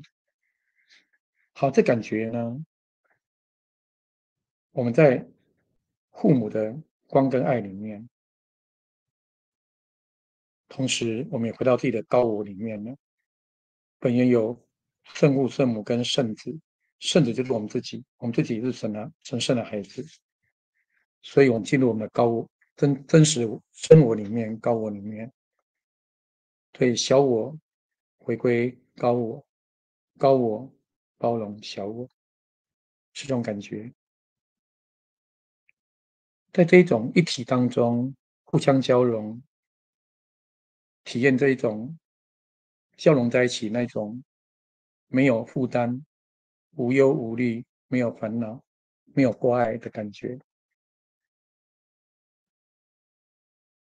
体验到又来看我们的外在的环境。如果外在的环境是我们所喜欢的、不喜欢的，我们调到中道，不盲目的执着，也不盲目的逃避排斥，用中庸之道来看待。我们已经在法界里的，看报界就没有妨碍的，因为2D 无法伤害到3D，就像蚂蚁无法伤害我们，无法看到我们一般。我们是解脱者，不被环境所限制。对环境有大自然，有人喜欢大自然，有人不喜欢大自然，就保持一种中性包容。对社会的环境也是如此，对家庭、娘家、夫家，还有我们小两口的家，都能够用一体包容来，用爱来包容一切，但是也超脱，不被这一切所局限。对社会上的职场、工作上的场合，如果有合得来、合不来都无妨。职场有会被霸凌、被刁难，有的工作很有压力，我们那个用如如不动的一体性去包容、爱护职场的一切现象，但又不会受其影响，反过来给他们好的影响。内外的矛盾解除了，中道是矛盾最好的解药，解除内外的矛盾，就没有挂碍，没有障碍，没有妨碍，这矛盾里面有一个叫钱的问题，叫物质。外在有一个东西很重要，叫做金钱。有人会盲目的执着金钱，有的众生会盲目的排斥金钱，这些都是对的，但是只是不利，对自己不是不对，都很好，是对，相对的对，但是它不利于自己，就可以调整。好，这不智，如果智慧不灵光，就可以活出明智之举。对金钱适当工具，善用它，不被它所用。对金钱之间也没有矛盾呢，不会过度的执着，也不会过度的排斥，在一体中可以调和所有一切的，不再矛盾。接下来要调和是身体跟心灵之间也没有矛盾了。身体可能是健康的，或者亚健康，不是很健康，但是没有生病，是甚至不健康了，甚至得了疾病了。我们可以用法身的健康来回向给报身的不健康，让报身也跟着健康。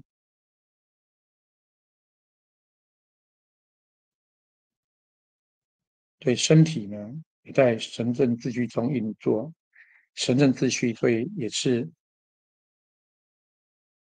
恢复的健康，复健，然后保健跟强健，保持健康跟强化健康，身心无碍就不会生病了，没有矛盾，没有互相妨碍，反而是分工合作，相得益彰，相辅相成，身心灵荣耀身体，身体荣耀心灵，互相荣耀，互相增上，互助互补，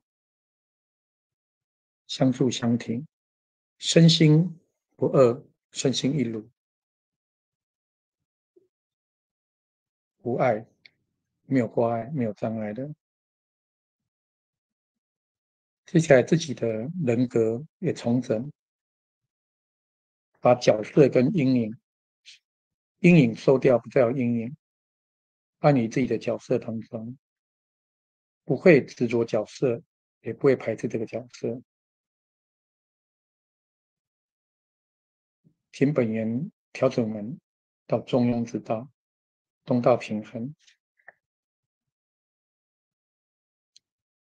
然后是我的人格跟别人的人格也调和了，人格之间不再矛盾，因为我们在超人格中，超人格是法身的超人格，来包容接纳各种不同的人格、不同的性格，人的性格称为人格，但是又不会被困、受限、受制，是解脱不同人格的框架，欣赏它，但不会陷入其中，活出超人格的超业灵、超人格。超人格是年老灵啊，超灵魂是超业灵。同理可证，我内在的灵魂有灵格，灵魂的性格称为灵格，各个不同。我欣赏我的灵格，也欣赏别的灵魂的灵格，只有欣赏，然后共享，不再矛盾，以超越灵的维度来超越的不同的灵格，尊重自己的灵格，也尊重别的灵的灵格，去体会那个大爱无限量的感觉，无私无我、无限无量的大爱，自然的流露出来，啊，互相互助、互补、共存共荣。这时候我们现在达到了物本无碍，内外没有障碍，就是跟物质界没有障碍，物本无碍，也体验了身本无碍，不同的身份也是没有障碍的，不同的肉身肉体都没有互相障碍，会各得其所，各就其位。然后我们的心灵、心事也是无碍的，角色跟投影是无障碍的，心本无碍，事本无碍，会去造不好的业，对事跟事也是和谐的，事无碍。然后人格跟人格也无碍，心灵跟心灵也无碍的，就五大无障碍、无妨碍、无挂碍，然后引就这种无碍的心境，然后入定休息一下，让它自然运作，入定进入静心、禅定、纯然体验。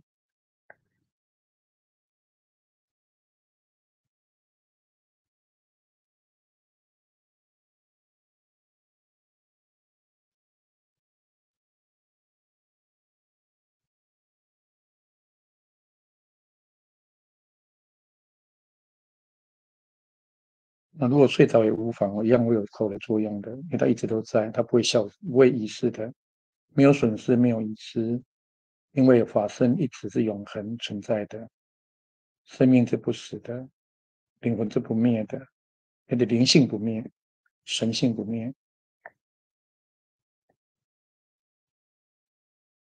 好，现在准备出定了，把这个神性、灵性带到生活中去彰显、去运作啊，活出那样的品质、品味，这样的 quality 就是品质，活出这样的 essence 好的本质、素质、本质。好，等一下从9到1，从内在回到外在，法身回到报身，属灵回到属世，准备出定回程，回到表意识，内在回到外在。9、8、7、6、5、4、3、2、1。好，吐吐气，收工，回到体无时空。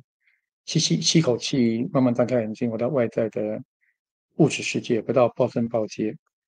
但是呢，我们的法身法界融在里面，来过物质界的生活，用极乐的心来过娑婆世界的生活。好，这是我们解除5大的障碍，接下来要解除时间感、空间感，还有这个一体啊，破解到无限零。前面讲那个超越时空是超越零，后面那个是无限零这样子。对，后面还有3个要共修的。要休息吗？还是继续？还是要休息一下呢？时间够8点，继续好了。好，我们讲时间。时间是这样，我们对时间有人很重视，时间要守时，不能迟到啊。时间管理的很好，然后排的那个生活排的很满啊，然后这个环环相扣这样子，但是会有很多压力啊。时间是一种压力，怕来不及的，追着时间跑，或者被时间追着跑，跟钱一样总急嘛，一直钱不够啊，赶快赚钱，或者那个负债来了啊，被追着跑。有的东西是有时效性，要赶快完成。哦，就明天以前要做完，对时间给人家一种好。如果压力的哈，如果他时间很紧都有压力的，这是一种。有的会很重视时间，被管理的很好。有的人对时间会浪费，他比较没有时间感，但每天活着就无所事事。好，有的活得醉生梦死，就把时间浪费掉，浪费光阴了。有的去玩乐，好，有的会颓废、懒惰，有的在睡觉。所以这时间有2个极端嘛，好，也是左道跟右道。左道呢，右道是盲目的执着时间，好，困在里面，困在时间感。那左道的盲目的荒废时间。那时间怎么知道这时间的影响啊？在等待的时候就有时间感了。比如说我们约了，叫做8点半要见面嘛，那人都没有来，那看电影哈，没有来不及了。我搭车、搭火车、搭飞机，哇，会急死人呐、1分钟好像1小时，10分钟像10年，度日如年。因为我有时间的感觉，困在里面。那这个等待啊，会让人家很痛苦，会很烦啊。那有的人就会迟到，这他的时间管理不大好，有的是性格吧，比较浪漫吧，没有重视时间。那时间分秒必争啊，时间就是金钱嘛，在资本主义，时间就是金钱。那光阴不要浪费，青春不能留白。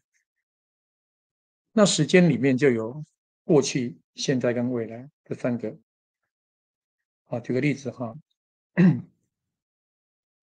现在当下是现在7点半呢是过去的。假设我要到台南哈，7点半在台北车站搭车，8点半到台中站，台中了。那再过1小时，9点半就到台南了，这叫线性移动。所以时间一条线的移动，不能跳过去，空间也是如此，就被时空给限制住，因为暴增暴减都是有时间空间的限制，它游戏规则要靠时间空间来累积来运作。那如果跳脱这样的框架呢，有一个超越时间，就是在法身法界是超越时间的，叫做永恒，永恒，永恒超越过去、现在、未来。那以事实来看，我们只有活在当下可以活，不肯活在过去，不肯活在未来，因为永远都是当下，过去也是当下，未来也是当下，好，是这样的原理。那时间有三个面向啊，在表意识，好，在头脑的表意识，过去、现在、未来一条线在流动。可在内在潜意识，过去、现在、未来是同时存在的，好像一片 CD，1万首歌同时存在这样子，那就是阿卡西记录哈，同时并存，那叫量子叠加态并存。在超意识，在超越轮回的解脱界呢，时间不存在了，没有时间了，超越时间，它是永恒，有三个面向哈，有线性存在，有同时存在，跟超越存在。那这个时间呢，等得很烦，怎么办呢？好，就可以利用这个时间进入静心，进入一个超越时间的状态。那1分钟，好像1分钟或者10分钟，还记得那个打坐吗？静心，哎，不是才10分钟，怎么1小时过了？要回来煮菜、煮饭了啊，洗衣服了。那么到更高的维度，可能是一刹那，好，1分钟，哎，人间过了1小时了这样子。那如果我们在等人的时候，他没有来啊，可能会来，可能不会来，那我们心烦气躁、心烦意乱呢，不如静下来，深呼吸，进入法界，进入法身里面，去享受超越时间的那种没有负担的感觉。哎，一下子他又来了，叫你，哎，我来了，赶快我们要去搭车啊，不要迟到1小时，我就没有感觉，不会被他影响了。对，等待是痛苦的，但是在我们的真心里面啊，真爱是没有等待的爱，无所待来的才是真爱，才是太阳。有所待变小我的就被乌云罩顶，又被小我困住了。有期待，有等待，这就是云雾。好，这是有一个杂质，无所待就没有杂质，无所在、无所依、无所求的无，没有这些障碍的。好，所以时间感要怎么突破？如果被时间需要运作啊，在人之间需要时间运作以外，有一个超时间可以来运用，让时间在超时间里面，超时间在时间里面也是交融的，是这样的真理。这个真理的可以运用在万事万物的化解啊、彰显跟净除乌云，彰显太阳。所以时间在永恒里，永恒也在每个时间里，永恒在刹那里，刹那在永恒，刹那即永恒。所以当我心中有爱的时候，那个一刹那都在永恒留下去，它不会遗失。这个刹那永好像妈妈唱摇篮曲，给小孩入睡那种爱，在小孩的心中是永远的那个母爱，刻骨铭心。那个这已经过了童年的到大人哈，可是在孩子心中已经的爱苗已经种下去了，因为刹那即永恒。好，这是关于时间的突破，时间感。至于空间也是如此啊，空间，例如说我们被空间限制住了，比如说犹太人抓进集中营逃不出来，被奴隶，可是我的心可以到超越空间的状态，得到暂时的解脱。好，就是空间是暴增有空间的限制，法增超越空间。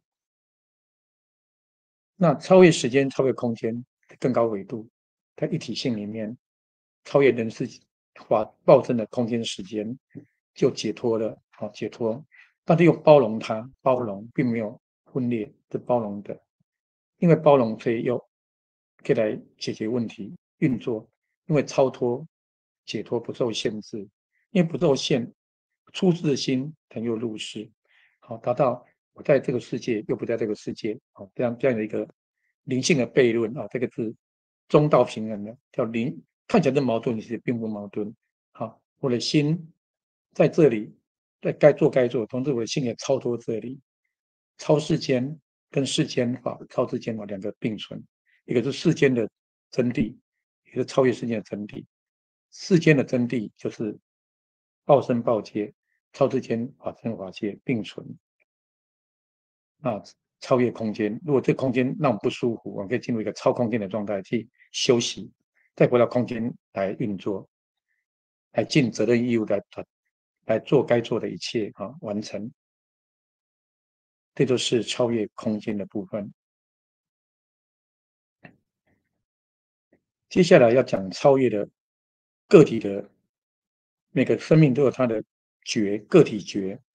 好，比如说我们有感觉、有知觉啊，生理的感觉，觉知、认知叫知觉，啊，这红色是感觉生理，那知道它是花了红色，就叫知觉。那有一种叫本觉，本来就有的，啊，不是因缘起来它有，是本来就有，叫做本觉哈。那本觉有个体的本觉跟一体的本觉，一体就是生命像水滴，那个一体像大海，水滴在大海里，或者鱼在水里这个比喻哈，觉是水滴，水滴融入大海，大海融入在水滴里交融哈。那这个一体的大觉悟呢，就是在无限灵，这是一种觉悟经验，而这个境界的存在，只是有待发现去体验这样。这也是这个作者所提倡的，人人都可以进入一体的觉性里面，然后再享受那个无边无际一体的感觉，从一体中活出了大爱，然后这个觉知会不被一切所局限。这是最后的三个哈，可以练习的：超越时间感、超越空间感、超越个体的觉，啊，达到一体的大觉。都不叫觉也可以，它就是本来面目啊，最究竟的解脱。这样好，现在我们来练习做这样的修炼哈，超时间、超空间、超个体的觉悟，个体觉到一体大觉。好，现在闭着眼睛，再进入内在，进入静心禅定。哦，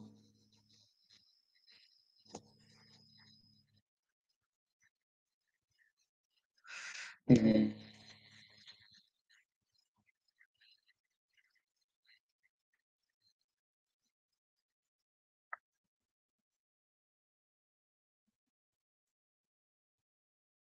好，连接本源的光明界、清净之光，和最连接法界、一真法界、无限光明的一真法界，这是我们本来的世界、真实界，非虚拟的真实界。请太阳出现，中央大日领性太阳做一个标杆，好出现中央大日本源的象征。哦，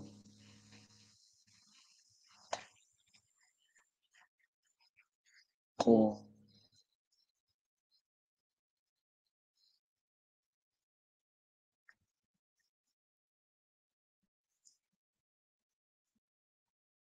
好，现在体验我们的报身在法身的光里面，在法界里面，光明界也在我们的报身里面，在每个细胞里面，去体验人在光中，光在人中，有光作为一个导体啊，一个要引、索引。光中有爱，有觉，有真善美。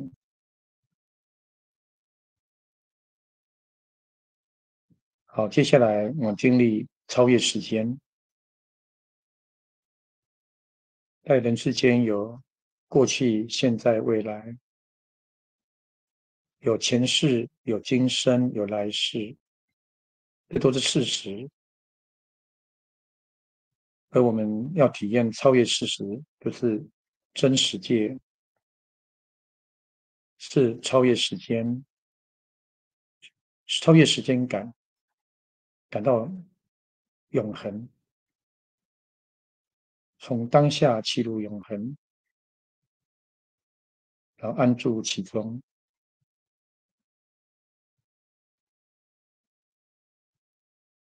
在涅槃中超越时间和空间呢，因为没有波动，就没有时间感，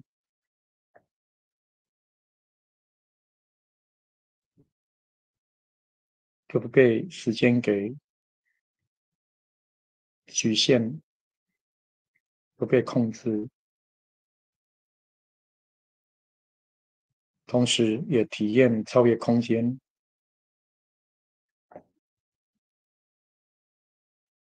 超越空间可以进入量子状态，分子有空间，再切入原子，更小的原子，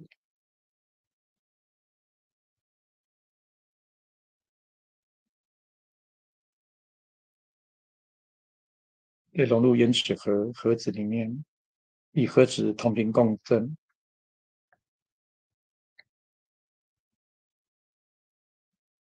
更更深更深的静心，再进入量子世界了，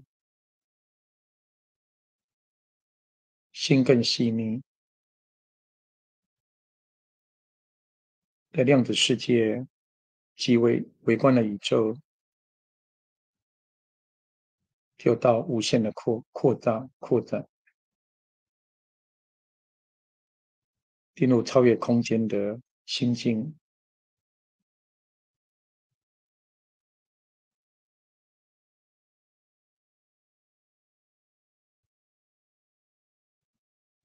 享受 enjoy 超越时间、超越空间，是全然的自由、自由自在，毫无挂碍，心空如洗，无限的宽广、晴朗。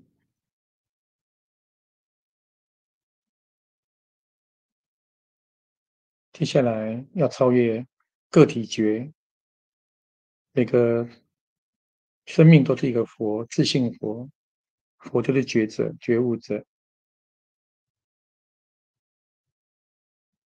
那更大的觉悟是集体意识，超越个体的觉悟，成为更大的觉悟，是整体的觉悟，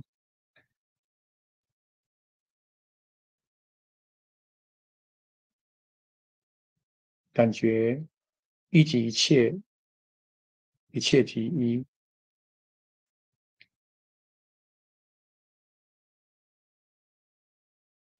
在整体的大觉里面，也包容个体的觉悟。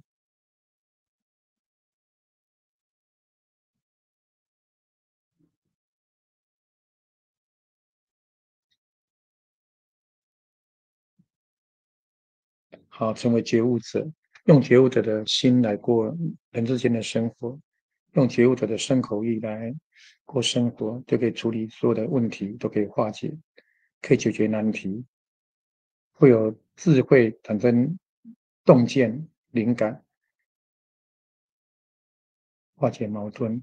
用中道化解矛盾，用一体化解障碍。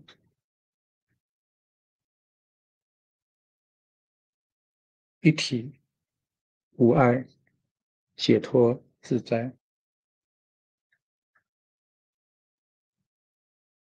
在生活中显化出来，由内在显化到外在，由外而内，由内而外，里应外合，互相救济，互助共荣。好，带这种感觉，准备出丁，在生活中应用，发扬光大，超时间、超空间跟一体大觉悟，从9到头一，从内在到外在，出定回神。9、8、7、6、5、4、3、2、1。好，吐吐气。准备好时候，吸气，慢慢张开眼睛，回到外在的物质世界。心活出了极乐的心，就是涌泉的心，去灌溉物质界的一切。法身灌溉报身，然后报身荣耀法身，互相荣耀。好，这今天的我们的共修哈，大约如此。回去要再个别自己再深入哈，大的大纲如此啊，这八个殊胜的心灵的体验哈，一体化解障碍，然后不受限制，不受局限。我们大家看一下 King Weber 他的大作里面的一些他领悟到的真理哈。这八个我们今天有这样乱过了哈，那再回去加强加深哈，因为真理就不断的实现，量变、质变、质变、量变，进入螺旋状的进化，领悟也不断的提升到无限明，无限开阔、无限推恩。下一页看一下，好，我们看这个打破不同的界限，那没有障碍哈的一个架构。刚刚我练习的八大项哈，下一页是这个架构跟不同的学问的互相的对应哈，有心理学、超心理学，还有神秘学、神话学、宗教可以处理不同的维度的问题，可以放在不同的定位置啊，估不同的需要这样子。例如说看一下哈，阴影跟角色这个课题的化解在人之间有智商啊，有鼓励的正向的心理治疗哈。如果是自我心灵跟身体之间的矛盾的化解，有心理分析、角色分析、人际分析，现实治疗法、自我心理学，然后有生物能分析法，里面很多方法，人本论、存在主义，存在心理学、完形心理学、意义疗法，都是不同的处理，打破那个界限的矛盾，有不同的方法。好，那外在环境有机体之间的矛盾，那都要有这个修炼方面的有吠陀医哲学、大乘、密教、密圣、道家、回教神秘主义、基督教神秘、犹太教，这属于解决那个集体潜意识的问题，要到达神性那人之间有各种法门来处理不同维度的问题。再看下一页。好，内跟外画一个圈叫做内跟外，我们认为这个隔开的嘛，它是从法性的角度来看，它是这个圆圈是结合的，这个圆圈可以隔壳，也可以把它变成一个桥梁连接在一起。好，像半杯水可以喝怎么办？悲观，半杯水可以喝，正好要乐观嘛。若以小我角度来看，内外是分开的，二元嘛，二体二元对立的，相对的。可是如果以一体性来看，它这个圆圈是结合的，刚好是结合在一起，内加等于外这样子，是这样的角度再看下一页。一样的凸跟凹啊，好像也是互相矛盾的，就是右道跟左道嘛，这个叫中道啊，中间的把它连接一个桥梁，不是隔开，一方面是隔开，同时也是一个连接啊，连接就是一体性，隔开就变成二元相对了哈，把它连接跟当做桥梁，这个弯度是一个桥梁结合在一起，那万事万物都是如此的啊，可以像钱币正面、反面还有侧面啊连接，它这三个是一体，三合一。好，不是为二，好，对，一加一等于二等于几？它是在一体性，一加一还是等于一，更大的一，一加一等于更大的一，这就是一体性，啊，这个一体性的角度啊，就是圣灵的思维，正思维。好，看一下我们的意识哈，我们意识有表意识，就是冰山的一角，有五官哈，视觉、听觉、味觉、嗅觉，还有触觉。那在第六式就这么理性思考的更深一层，就是自我。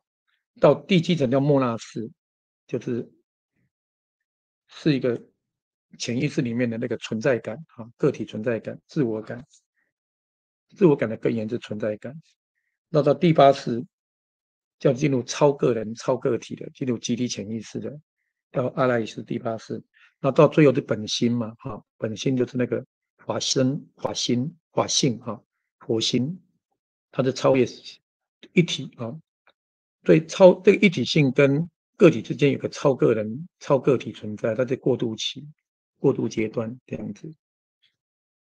好，再看到这样一个图，这叫意识光子啊，这是 Ken Weber 的创建。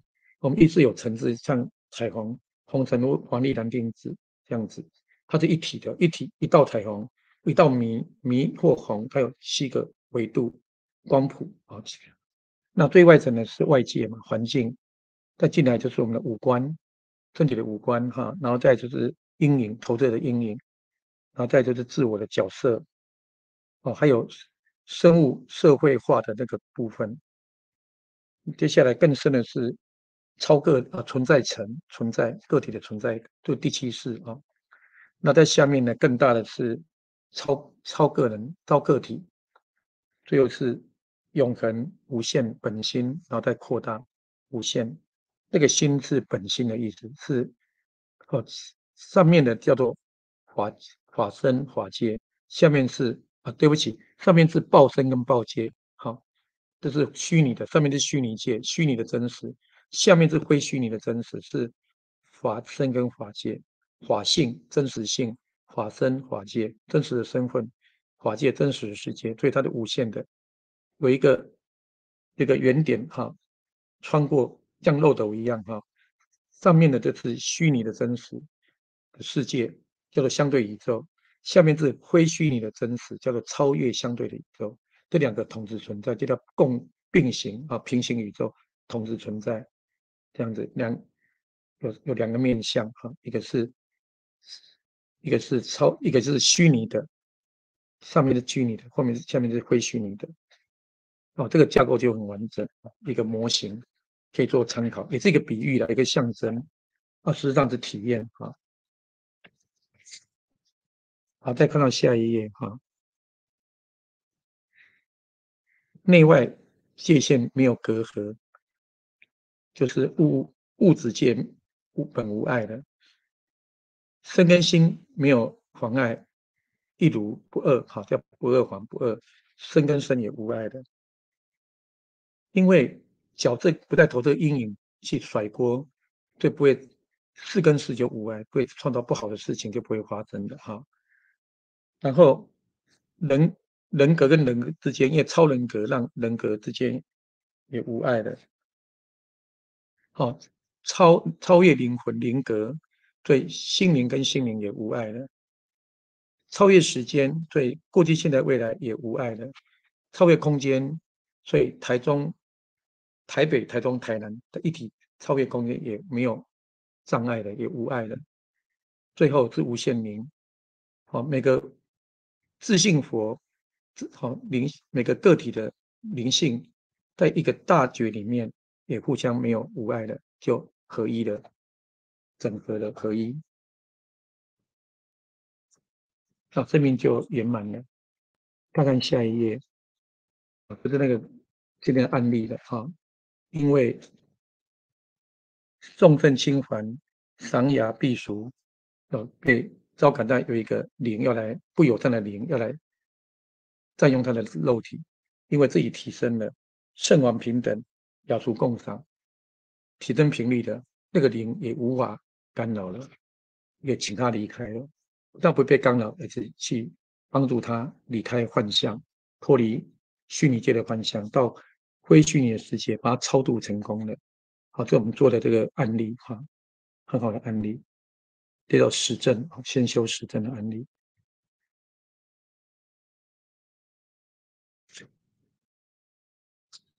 好，那下礼拜就是6月9号，我们要谈道啊。那道是老子所悟道的一体性，一体性的本质品质是什么呢？道是神圣秩序啊，这个一体性里面有它的秩序。好，神圣这个道啊，那道我们用《道德经》啊，《道德经》我们用到2个版本，一个是通勤版，一个是吕尚教授的版本。好，我们以真理为主，看哪些是真理，部分拿出来应用哈。那这个《道德经》有很多，会不同的角度来看，从一体性来整合，在道当中来化解矛盾，道法自然就没有妨碍的。那在下一次的话是觉悟是神圣的智慧，叫做佛性。佛不是佛教，跟佛教无关哦。佛教是形式，佛性的本质。好，佛教是花朵，佛性是花蜜，花朵采花蜜。好，道教是道教是形式，它本质是道的性本性哈。然后再来是神性爱，神圣的慈悲，这是约束的路线啊，叫做神性。好，神性不是神的宗教，不是神教，而是神性，是超脱宗教的这样子。好，那我们下次要探讨是来体验道，好，道的一体性。一体性有道，有佛性，有神性，这3个内涵是我们可以体验的。好，那今天跟大家分享到这边，感谢大家，谢谢，感恩。有没有什么问题可以提出来？那个看一下，嘿，目前是还好，这还好，还好，目前都是跟老师问好而已。有没有什么疑问可以提出探讨？我看，我们可以告诉大家有没有什么同学有同学有什么问题可以提出来探讨吗？来探索啊，讨论呢？像对一体性有了解吗？我们一体性是提高维度的一体性，不是2D 跟2体的一体以外，还有3D 跟2D 是一体的啊。有报真的合一，跟法真跟报真的合一，鱼跟鱼的和谐，鱼跟水，水跟鱼的这3个的和谐，这样的比喻。那是一些应用层面，如果在生活中应用出来，善用活用，有吗？有没有什么疑问？还好，还好，没有的话，我们就跟大家说晚安喽。好，那就下次了哈，6月9号再继续来，一起来是老子探道德经，老子道德经。那跟外面讲的会有一些不同的，比较掌握到一些重点，一个精华。因为道德经5000多字，我们能够用了实用性来应用哈，包含道跟道来讲，道跟德好了哈。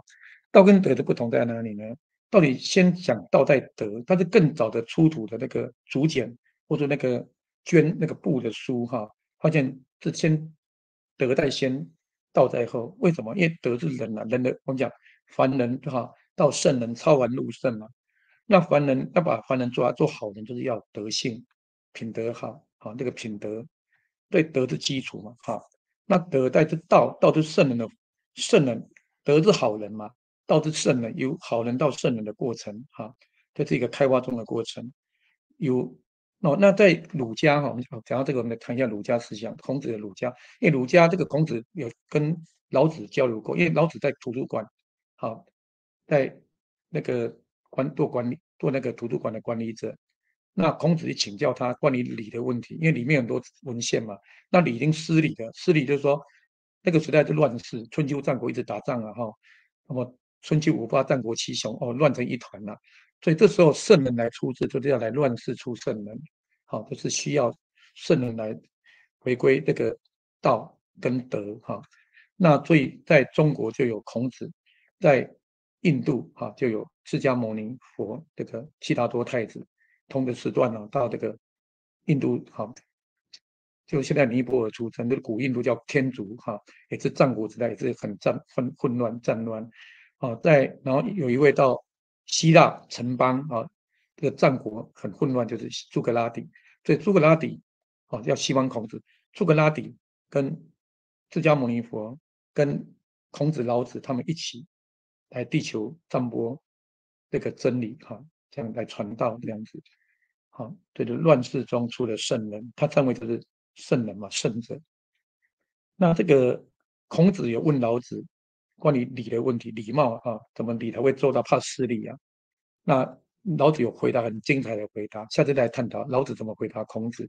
但孔子有一个启发，那孔子生寿是70岁，到从心所欲不逾矩，才活出老子这个无为而为。无为跟而为找到平衡了。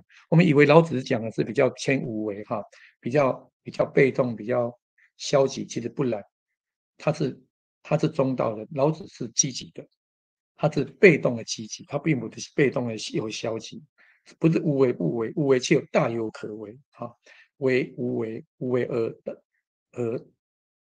而为啊，而大有可为。而无所不为这样子，他是中道的哈，所以老子体验到中道哈，跟儒家、孟子的孔子的中道哈，都是中道，但不一样，那内涵都不大一样，一中各表，各自表述，它的内涵不同，都可以拿来运用，对我们很有用的，很有启示哈。这是孔子跟老子是东方的两颗心嘛哈。那一个是人为本，把人做好；一个是超越人哈，人就是超人格嘛。所以佛教组织超人格，好，孔子是人格，人本主义，把人做好。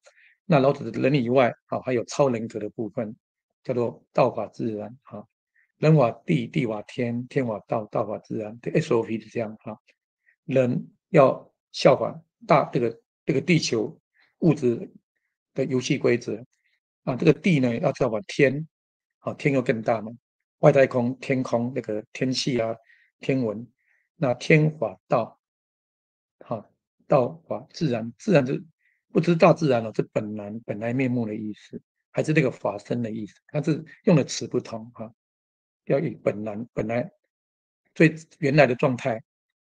好，乌龟做乌龟，不要当兔子啊，兔子不要当鸽子，乌龟会爬，不需要跳，好，兔子会跳，不用飞，这个意思。好，回归本来，这叫天命啊，活出天性这样。所以天命是什么？就是率性，好，顺着你的本性去做这样子。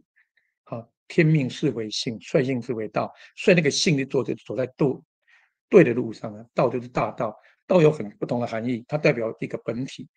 无形的本体论，或者道是一种秩序、一种规范或者轨道。哦，那我用能量来讲，修道修对频道，能量的频道，频道就是能量哦，古代没有能量，这个道变成有形的道路跟无形的大道，那这个形而中就是频道，哈，这个道修正频道，修对频道这样子，这个频道就是光明的频道，好，修道，那个道是什么呢？好，它是很耐人寻味。我们下次就来探讨那个道，然后要活出那个道啊。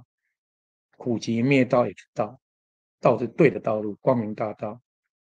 它一个自然的道，顺着道来走就会顺利，逆道就会费力，就容易失败；顺那个道就会顺行，就容易成功，就会容易有奇迹哈。那个道是什么？这我们可以探讨的。好，从抽象到具体都对，那主要是运用那个大道的力量。这是下礼拜下一次了哈，就是6月9号可以来一起共修共振的共学的部分。好，感谢大家。好，好，晚安，好，大家晚安，好，大家晚安，谢谢。